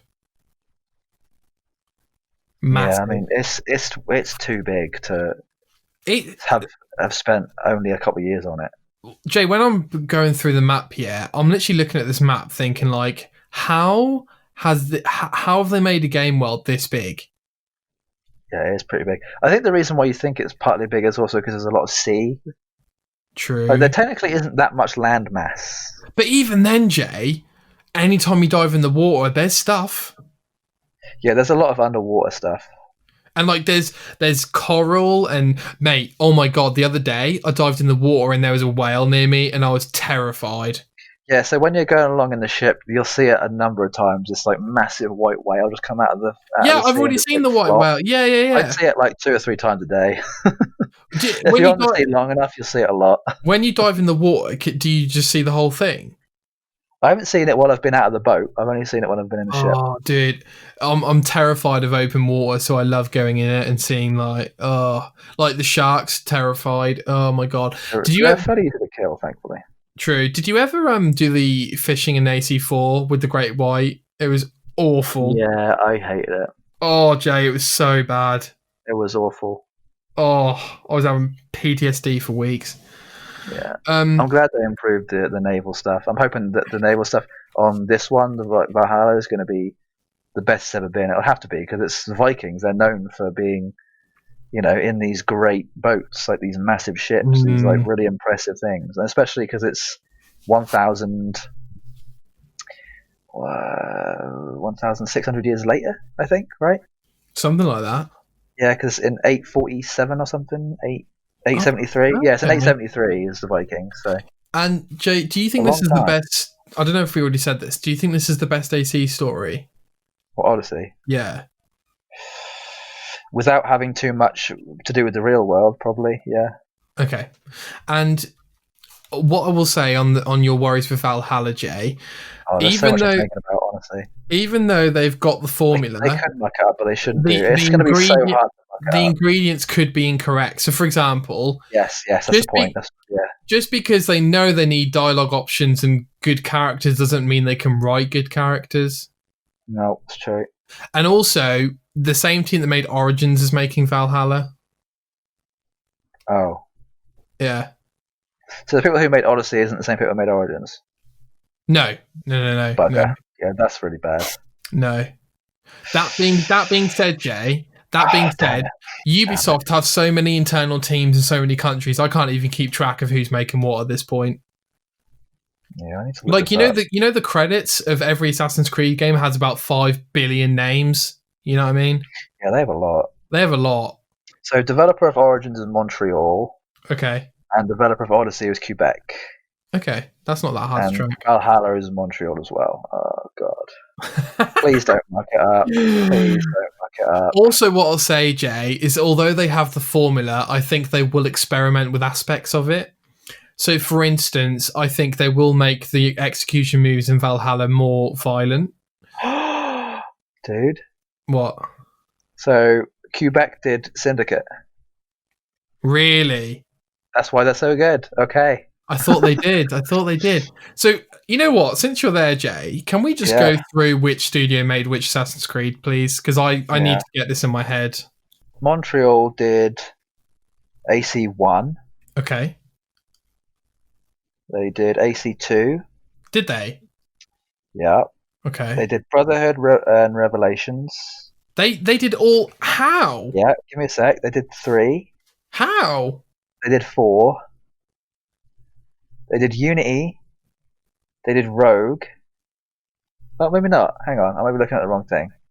I think they might have assisted on those games, Jay. Okay, so this might give me a bit of hope. I think Montreal and Quebec both work on the same Assassin's Creed game, just at different points. Okay. Right? They must do. Well, there's definitely crossover. Because on the Quebec, it's just saying they did Syndicate, Odyssey, and Brotherhood. Okay. Whereas Montreal is saying all of them. So Okay. I think Montreal is the main one, and Quebec are the people who assist. Okay, got you. Or maybe Quebec are the ones who do most of it, and maybe I don't know. Because I guess with Quebec they might have done the most of it on Syndicate, Odyssey, and Brotherhood, and then Montreal assisted, but Montreal did the rest of them, all of it, but then Quebec assisted. Sure, it would make sense. It would make sense if Quebec did Brotherhood. Oh, here we go. There's actually a note here. Ubisoft Quebec was the lead developer for Odyssey, with Montreal supporting the effort.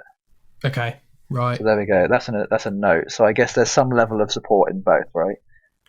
So but it's saying that Valhalla, the main, is going to be Montreal. Okay. So I'm guessing Quebec's going to assist. I don't know. I guess Quebec could be working on the next one. I don't know. It sounds to me like Quebec were probably the main developers of 4 then. Do you know what's weird? Like, so you know so Origins came out in 2017. Odyssey was a year later. Yeah, I know, that's weird, isn't it? And there's a 2-year gap. So would you say that the next one's going to be coming out end of 2021? It's a great question, Jay. Why do you think they did that? Money. But what? No, leave the gap, I mean. What you mean, the 1-year gap or the 2-year gap? Well, yeah, like, why make Origins, this reboot, which had a break from Syndicate, and then make Odyssey the year after, and then have another gap? You mean, what, just a 2-year gap? Yeah. Because they want to have time to better. So they want to, from going from Origins to Valhalla, they want that time. And then from Odyssey to the one after Valhalla, they also want that time, right? They want at least 3 years. Yeah. Okay, so my question to you is, do you think every Assassin's Creed game has pretty much been rushed then, and apart from maybe Odyssey? Looking at the list, so from 2008 onwards, there's been almost every year until 2015. Then we had a 1-year gap. Yeah, 2007 is 1. Oh, 2009 is 2, yeah. 2009 is 2, that's 2 years. And then every year. So Brotherhood is a year. Revelation's a year. 3 a year. 4 a year. 4 a year. Rogue and Unity come out on the same day. I was going to say, yeah, the Unity and Rogue came out at the same time, so that's a year. And then we've got 3 years until Origins. Well, Syndicate after Uni.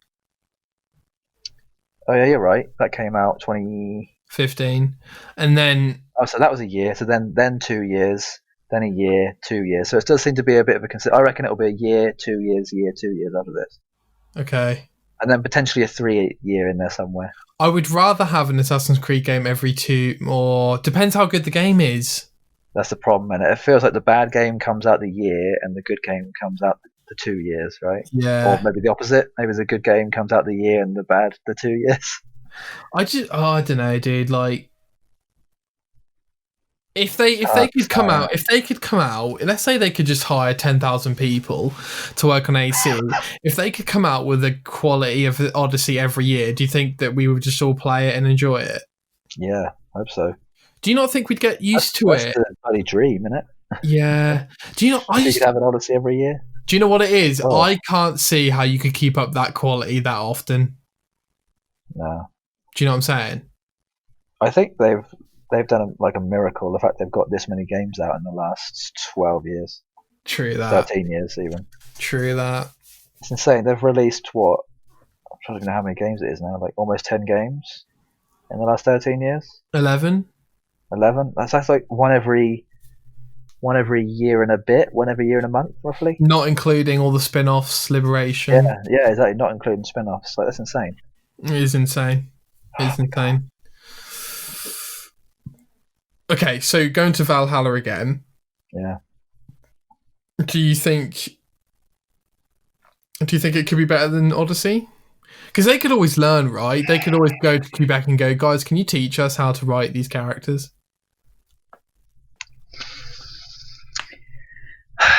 Yeah, there has to be like a big crossover there somewhere. I reckon because of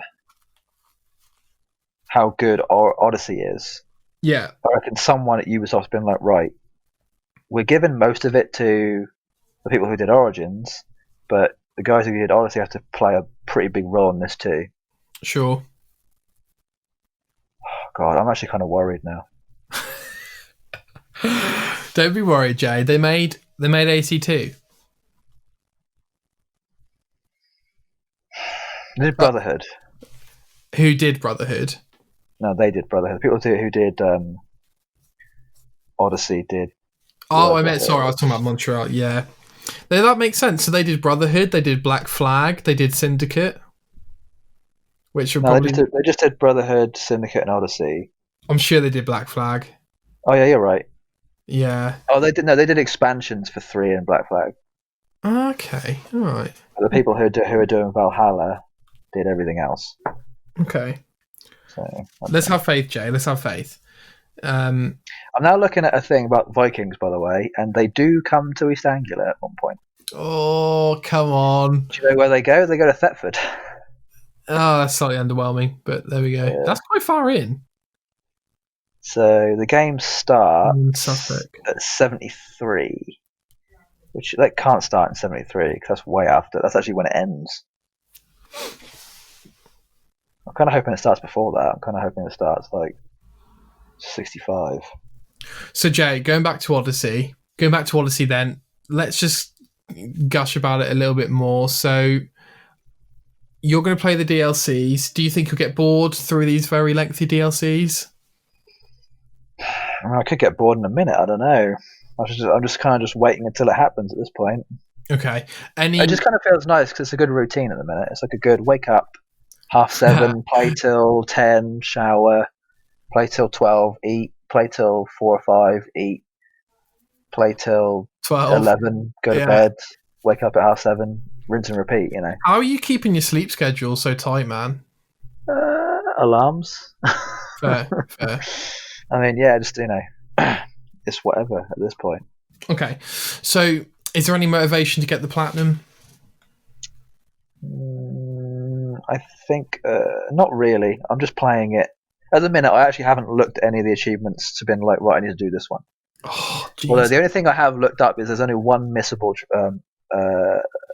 achievement. Do you know which one it is? You already have it. That's fine. It's the falling off someone, or like have sex with someone, basically. Yeah, I had sex with that old lady. Tell you what, do you know how many times I've done it so far? I think over 10. Really? Yep, I think I've romanced about 12 people at this point. Do you do it with anyone? Everyone. Anyone that allows me to, I do it. Oh, even if they're ugly? I've done it multiple times with a few people. Oh, interesting. Okay. They're not necessarily any ugly people. They're all just normal looking people. Oh, I met a blacksmith the other day. He was ugly. Okay. I don't think I've done that one. I don't know. Okay. So, can I just give you a little bit of context with my kind of how I'm playing the game then? Yes, please. That took us a long time to get there.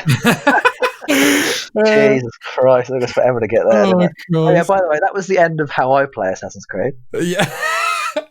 It's all good.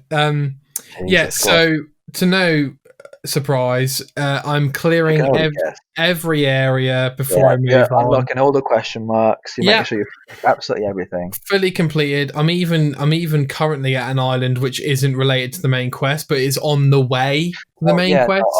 I've done that all the time. The amount of times I've gone to a completely different place, I do that all the time. Okay, cool.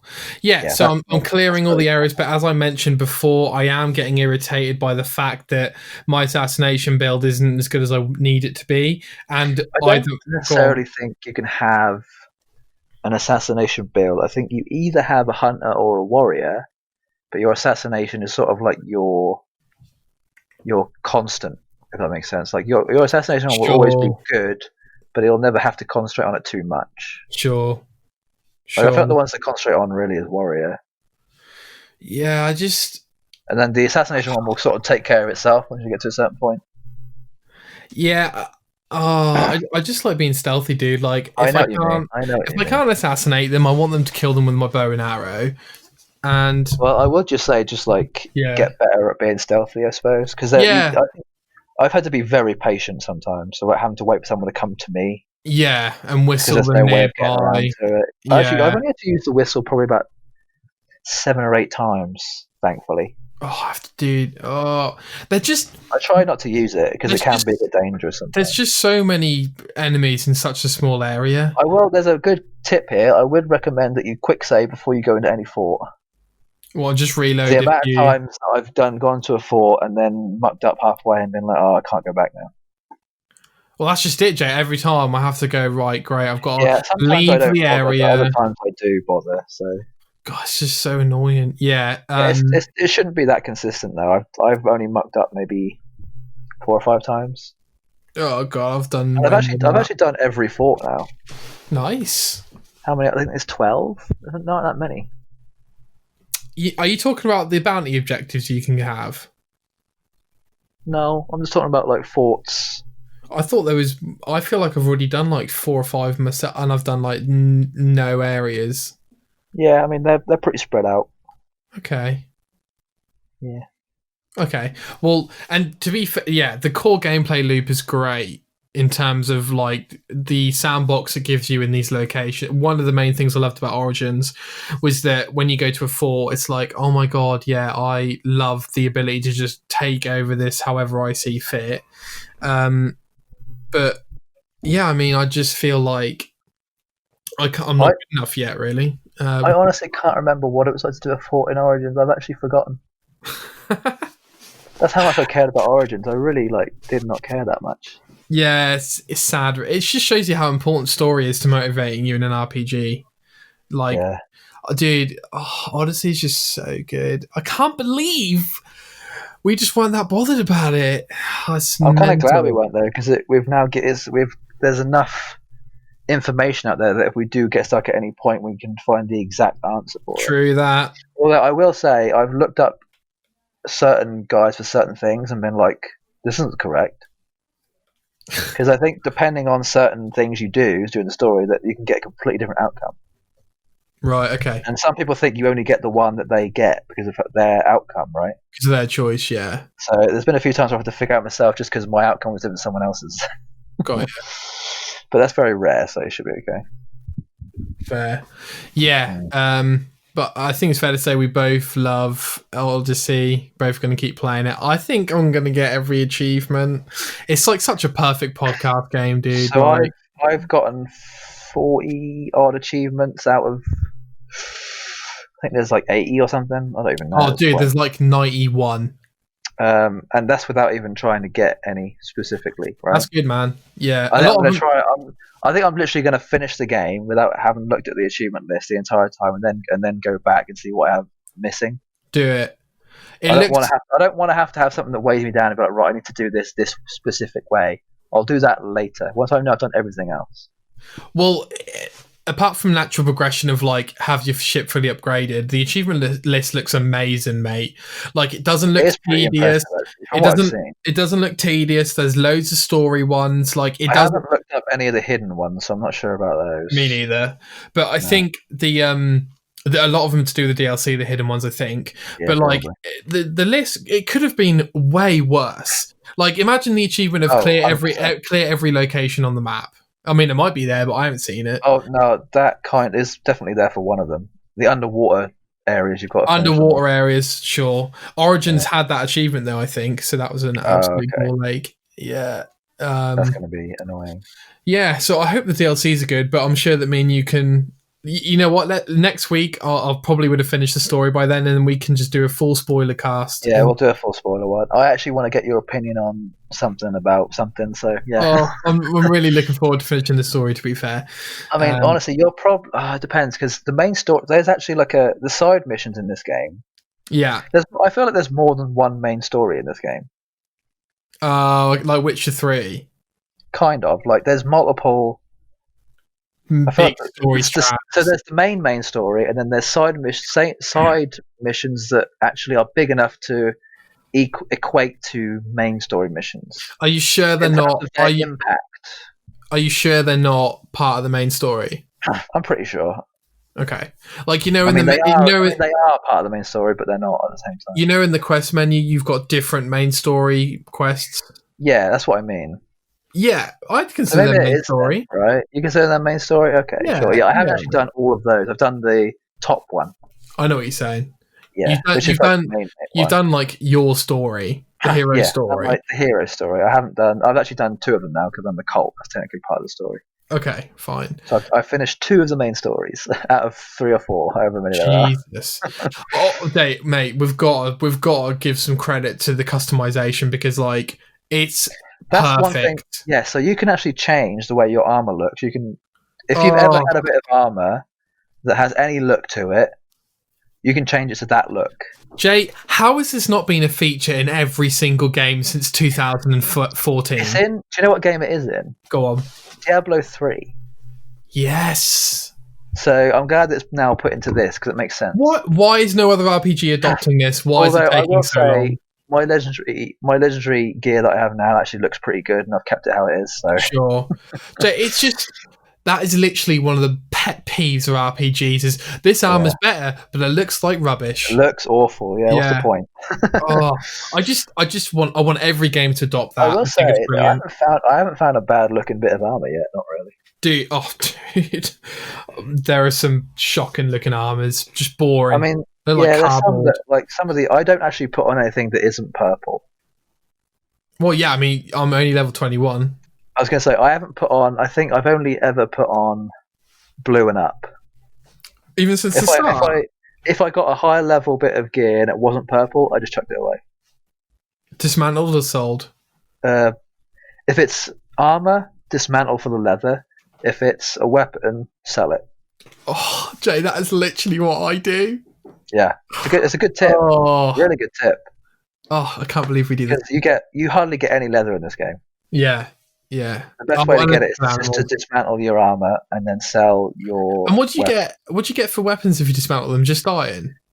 Wood and metal. Yeah. I think some of the weapons you get some leather with. I think some of the bows you get leather with.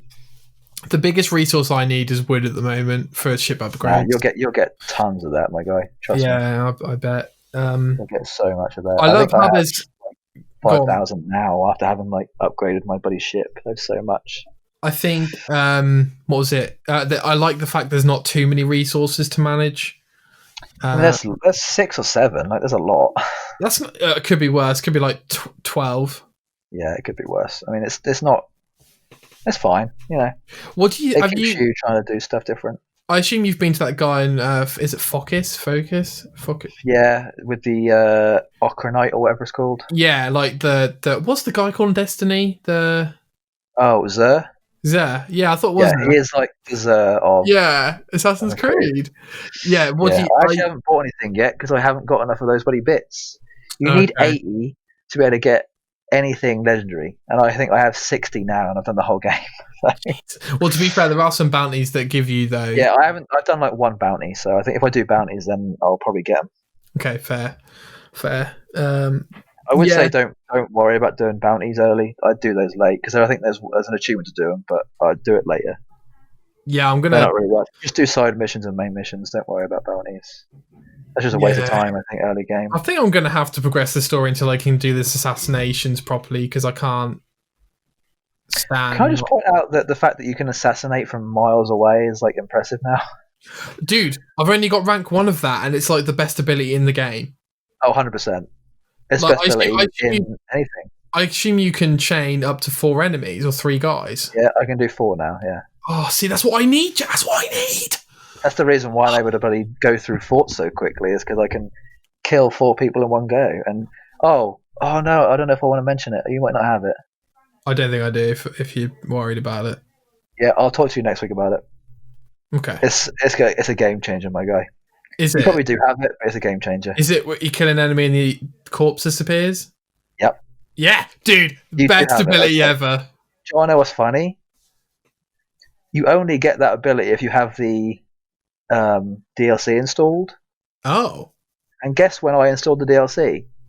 When?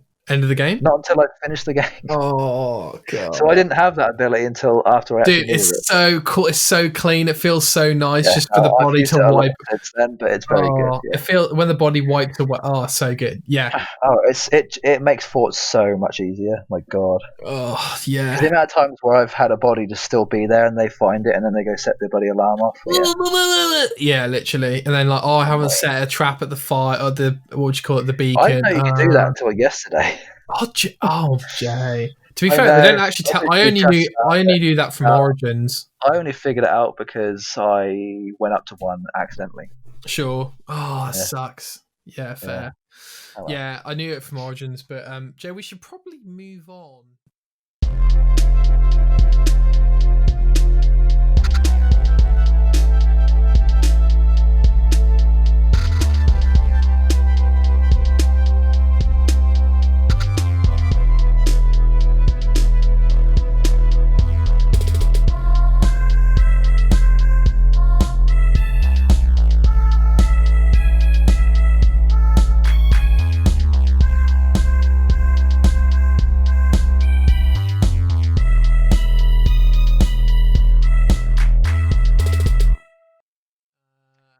Do we want to end it and like save the rest for next week? Would you like to save the rest for next week? I think so. Like this is a lot. It's 3 hours. Like it's a lot.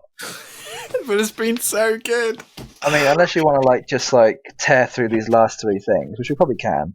Okay. We'll probably leave this till next week. What we can do is we can just say we're gonna, we'll finish saying we'll play Assassin's Creed Odyssey, of course. I'd like to go through how tightly affiliated are you with Tony Hawk's Pro Skater? I mean, I played it. I didn't play it. I was very young when I played it, so I don't have much. Do you love it? Will you buy it at launch? Probably. Okay, fine. Maybe not. Let's talk about that. I think we should probably talk about the PS5 tech demo because it is impressive. Yeah, and we'll quickly mention this just as a. Yeah, that's fine. Okay. So you know what's going on. Timestamp. Jesus Christ! There's an hour between these timestamps. Well, you might be able to cut quite a lot of it out, to be honest. I don't know. Yeah, well, to be fair, mate, like at least 5 minutes of that is going to be cut out. So don't worry about the length. It's all good. It's all good. I'm actually not. I'm kind of enjoying talking at this point. Dude, we've been building it up for so long. Okay, so we're having more to talk about next week. Oh, mate, literally. Oh my god. Okay, so moving on, Jay. Obviously, this is a long episode of the TGO Show, so we're going to talk about a few things that have been announced that we've kind of seen this week. There is a lot happening, and then we'll finish it there. So, first thing, I think you want to talk about, Jay, Pro Skater Remaster, Tony Hawk. What is going on? Yeah, where did this come from? It's quite a drastic upgrade, honestly. Like, it really is. Like, it's not even. I guess it's more of like a reboot or a remake. It really is. Like, yeah, it looks from the ground up. Tony Hawk's original one came out in the 90s, I want to say. Something like that. So this is Tony Hawk Pro Skater 1 and 2. Yeah, so they're releasing them both, and they're both like brand new games at this point. Yeah. Yeah, 1999, I think, is when the first one came out. Jesus.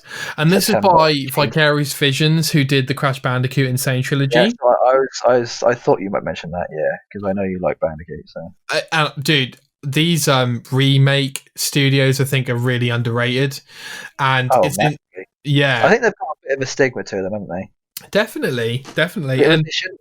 I don't know why they do. It's very minor. Now I'm wondering, like, for me, I look at this news thinking, how does this impact the Crash remake saga, if you will?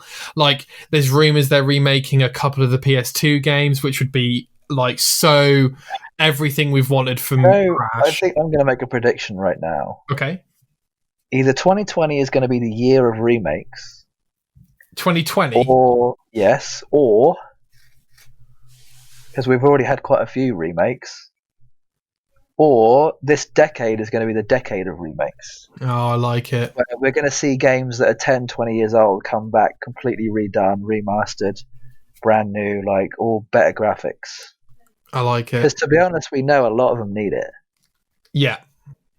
Especially PS1 I think this actually makes sense. Tony Hawk coming back as this. I think you said about this maybe delaying Crash Bandicoot stuff. Yeah, because it's going to impact that, right? Yeah, because I'm wondering what Vicarious Vision's working on. for me, this brings up Skate 4. Oh, isn't that EA? Yeah. Yes, it's different, right? It's different people, but yeah. EA have sort of teased that they're either going to do it or not do it for the last 5-6 years. Jesus. But I think they're now not doing it.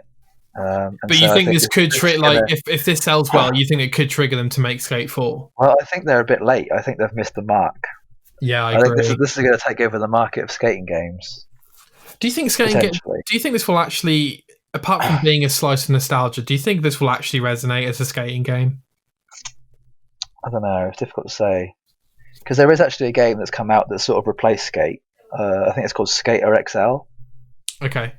Been in early development or I think I remember seeing that trailer in Xbox E3 maybe. I think they're officially releasing it either next month or it's already out. I can't remember now. Okay. It's not bad. It's pretty cool. It's just a difficult system to learn. Okay. But I think this is a much more casual version of that, and this will probably at least saturate the market a little bit and probably make people not want to go back to Skate or think about Skate for a little while. Why 1 and 2, Jay? Why not 3 and 4 as well, or something? Or Underground 1 and 2? They'll either come later or they won't come at all. Okay, depending on how it sells. I think because 1 and 2, I think 2 is probably the biggest selling one. The main thing people were talking about was actually the soundtrack. The reason why this didn't come out soon is because the licensing for the soundtrack was difficult to do. Right, sure. And they haven't actually managed to get all of them. They only managed to get some of them. Oh, okay. But I'd say the most of the bigger ones, anyway. Have they replaced them with other music? I don't know. They've just got a lot returning. So okay. So, question for me now is: are Vicarious Visions working on a Crash Bandicoot 4, like a brand new Crash Bandicoot we've never seen before, or are they just remaking a couple of the PS2 games? Or, that's kind of it actually. Well, I guess the two questions off of that are: what do you want, and what does the audience want? What do they want more? What do they want sooner? What do they want later? Oh yeah. I'm just so happy we got Crash, like CTR and the Crash Bandicoot trilogy. Like, dreams come true, man. Let alone Spyro. Don't even get me started on Spyro. I start crying. But okay. Yeah, they're big for you, which is I'm happy for you for that. So. Thank you. Well, I'm happy that this is coming out for the fans. What I'll say in terms of this then is that what is Vicarious Visions' plans for this franchise? Will they remake Underground 1 and 2, which are an absolute must? Yeah. I think they'll see how this does, and then they'll probably talk about it then. I imagine. Yeah. Okay. I think this is again one of those games that could either do really, really well or mediocre or bad. It's so up in the air at the minute. Like this could be amazing, and all these new young people who've never played skating games before could just all of a sudden be introduced into it, and it's like the 90s all over again or the 2000s all over again. I wonder how many of these remakes actually convince new fans rather than appeal to old ones. I think we can, look at Final Fantasy VII for that, seeing as it's outsold Last of Us and something else, wasn't it? And God of War in its opening weekend. Sure. 3.8 million in the opening weekend. I mean, that's more than what most games hope for over a 30-year lifespan. Have we got any updated figures on that, Jay? Has it gone up to 5 million at all or anything like that? I'll check. We'll keep talking and I'll check. So this is slightly unexpected. I think we were probably just expecting Crash stuff, but this is cool. I think, do you know what's exciting, Jay, is that following the success of Crash and Spyro, I think Activision are like, oh, people want these, and I'm like, really? But to be fair, I think Crash sold way more than they expected. The question is now, where is it going to go? Like, what are we going to get? Who knows? It's such an exciting time to be alive. I don't know if you know this, Jay, but in the Spyro Reignited trilogy, there is a door that you can't open in the game. So one day, if anyone opens it, hopefully we can see what's behind it and go from there, really. Okay. But I assume it's like a teaser for the next Toys for Bob game or something like that. But anyway, okay. Go on. Yeah, I can't find anything about updated sales, unfortunately. Okay, no worries. So on that. I imagine it's probably closer to 4.5, if not 5, at this point. Yeah, I would have thought so as well. Gotta XP. So, speaking of remasters, Jay, slightly breaking news: Mafia Trilogy remastered. Do you want to tell me about Yeah, it? so I think it's just one that's actually got the remaster, but I don't know if they've updated 2 and 3 as well. I see. Um, I'm just looking into it see, now. I will say, I never played the first Mafia, and I've always wanted to play it, but it didn't look very good in terms of how it, the graphics, right? Yeah. But I will say that what I've seen of the first Mafia remaster honestly looks like a new Mafia game. Like, it's impressive. Sorry, Jay. I'm just gonna have to look at this because all the messaging sounds really confusing. Yeah, go for it. This Mafia Trilogy teaser is this actually from the Mafia franchise? Yeah. I see. So it's the first. So Mafia 2 and 3 have just been maybe updated a little, and they've probably remade maybe Mafia some 1. graphics. Yeah, I think that's what it is. Yeah. Right. Okay. So that's cool. Didn't expect that. I didn't think they'd love. I didn't like the franchise enough to do that. What are your thoughts on it, Jay? I'm glad they did 1 because I never played it and I've always wanted to. Me too. Is 2, it supposed to be good? Is Mafia 1 supposed to be good?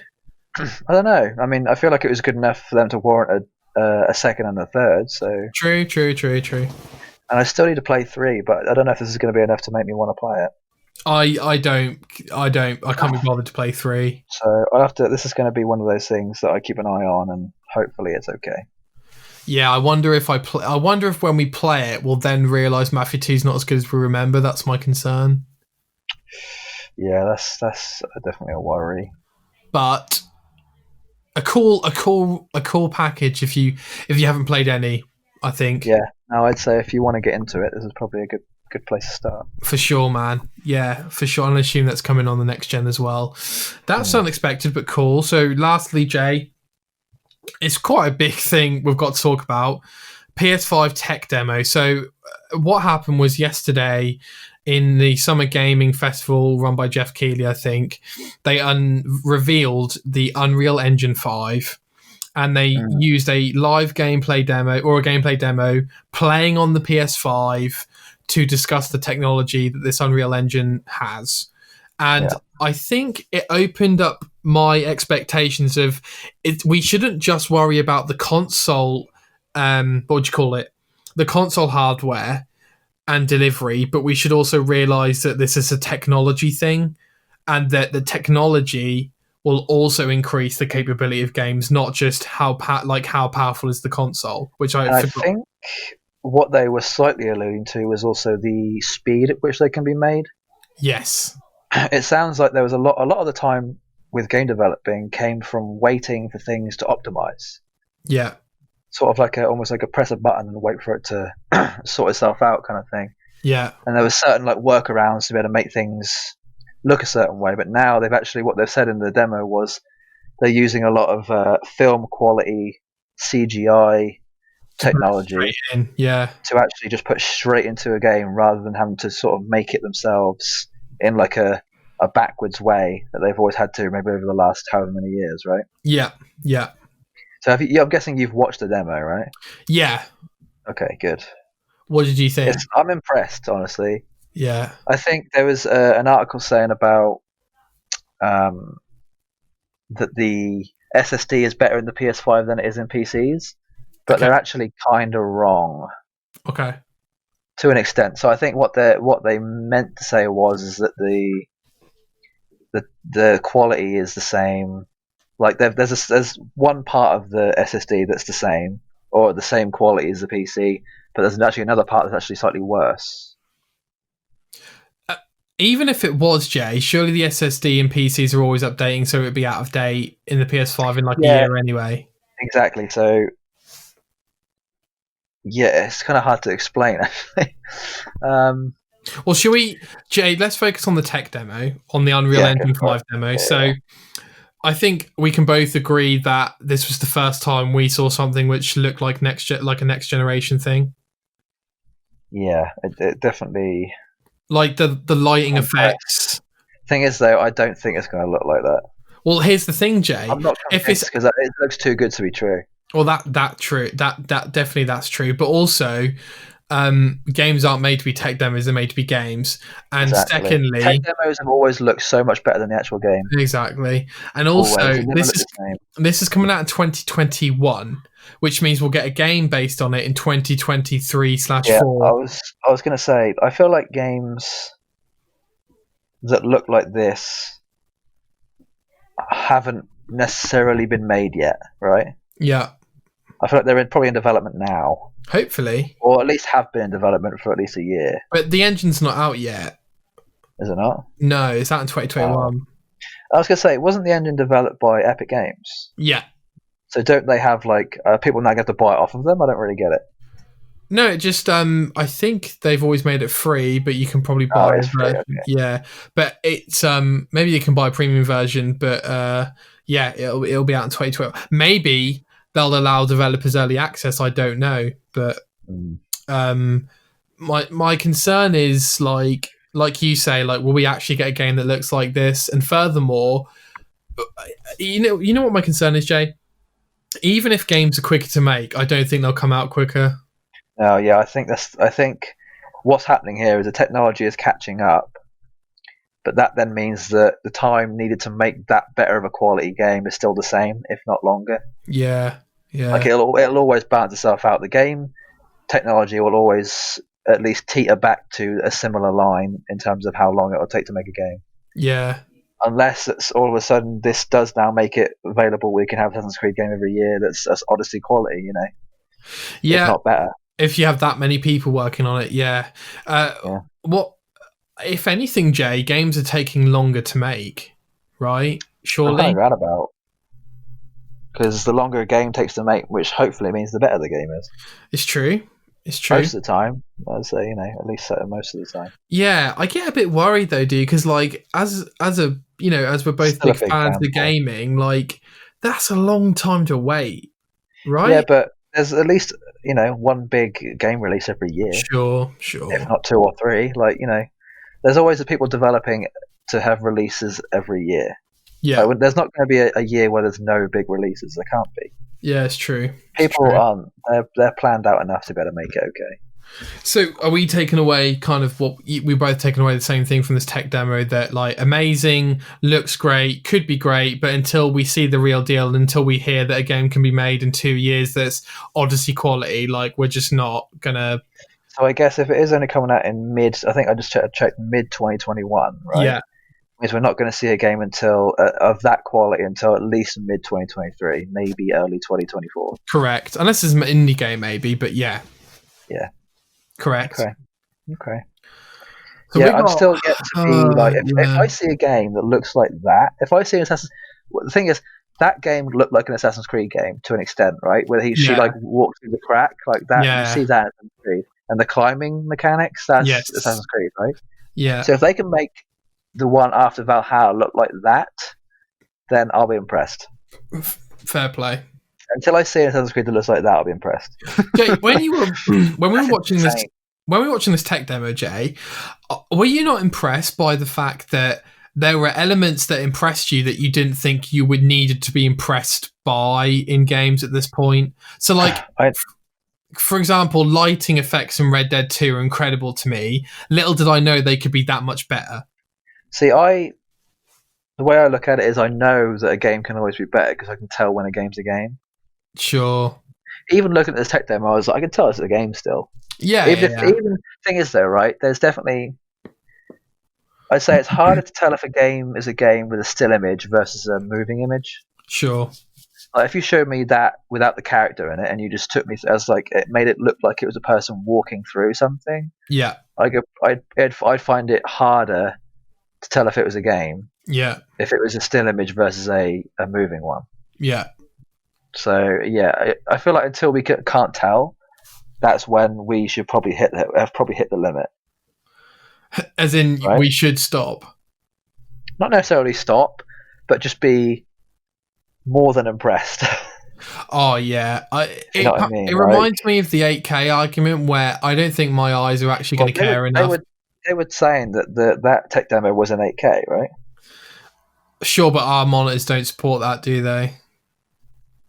Not Not necessarily. Well, I mean, there are monitors out there that do support 8K, No, I but mean, I just you mean can what we're tell that watching was on. yeah, you can tell that was done in 8K. Like the quality like that, you can't get that on a 1080. You just can't. No, but what I mean is like I can't notice the real difference because my display doesn't display 8K. I see. Yeah, You know what I'm I've technically never looked at saying? a 4K screen before, so I wouldn't know Well, here's either. the thing, Jay. I've only seen a 4K screen once playing Horizon Zero Dawn, and I swear on my life I couldn't tell the difference. Yeah, I mean, for the longest time, I couldn't tell the difference between 720 and 1080. I can tell the Really? difference now. For the Well, longest time, yeah. Do you want to know why? go Because on. maybe up until about 5 years ago, I was playing on 720 at most. Oh, Jay. Oh, that breaks my heart.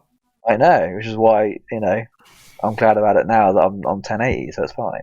My question is, Jay. Oh, you know what? We've got to quickly go on this rant, okay? Valhalla, there's a news story that it will be minimum 30 frames per second in 4K, okay? That's Now, not very good. mate, what is the point in telling me how powerful the Series X is if we're not even running games at 60 frames per second at 4K? Which is what you guys promised years ago, which is what the One X is supposed to do. What is going on? What is going on? Let's just go back to square one, shall we? Let's just have 30 frames per second at 8K. What's the point? Get it to 60. Smoother gameplay. Better gameplay. What is going on, Jay? I feel like we're not making any progress. I've got to be honest with you. I don't know if Odyssey is 30 or 60. I think it's 30. I think it's 30, yeah. I mean, if Odyssey is good enough at 30, then Valhalla's going to be good enough at 30 for me. No, sure, but like the Series X is I supposed guess to. at 4K it's different, yes. But the fact that they're even managing 30 at 4K is impressive still. So, for you, Jay, do you find. The problem is 4K is not a big enough deal for me to want to buy it. What about you? Not yet, no. I mean, it took me forever to get up 1080, so. True. Don't you find the gap's a bit bigger though this time round? Yeah, because they're actually missing a few. Between 1080 and 4K, there's actually a 1660 in there. Right. So they're missing one. They're actually missing the 1K. Well, They've gone straight. Actually, they're missing 1 and 2K. They've gone straight from 1080 to 4K, then from 4 to 8. They're missing like quite a few Ks in there. sure, but what I mean is like it feels less necessary than the jump from 720 to 1080. Yeah, I mean, I'm kind of more concerned about how 4K is going to affect me seeing it. Like, is it going to warrant enough of a change? Like, am I not going to be able to go back to 1080? I think I'll still be able to manage. Oh, sure. I could probably live off 1080 for the rest of my life. And That's what I mean. I feel like I could as well. I could never go back to 720. No, ever. no, Not that's happening. true. I mean, 480 at this point is dead to me. And so 720, I mean, I can't do it anymore. Well, so you're saying in 20 years maybe it will be the same with 4K? I hope not, but more than likely. I feel personally like we've reached longer. our peak in 1080, to be honest with you. Probably 1080 is fine. There's nothing wrong with it. Oh, I know. Like, I can experience a game just as well in probably 720 still. Probably, I don't know, but yeah. All right. Well, Jay, that's been the longest show we've ever done. Anything you want to add? Discuss? Finish? There's a bunch of stuff, but I think I'm going to put it in the doc. Yeah. All right. If not, we're just going to be here like forever. Gandalf style. All right. Well, thank you, everyone. You can write in and tell us how right we are about Odyssey at contact@thegameopinion.co.uk. Still so much more to talk about. So much more to talk about. And there's actually more that I don't know yet because I haven't done it. True. Next week, as I promised, we are going to cover why me and Jay don't like Nintendo. So we are, because we said we would on episode 10. Apart from that, we're going to discuss Odyssey again, maybe the DLC. Probably not for me. Probably not for me. And some other stuff that we didn't get to cover this week. So thank you all for listening. Jay, thank you for you. And I think it's about time we go pass out somewhere, don't you think? Yeah, just about. All right, cool.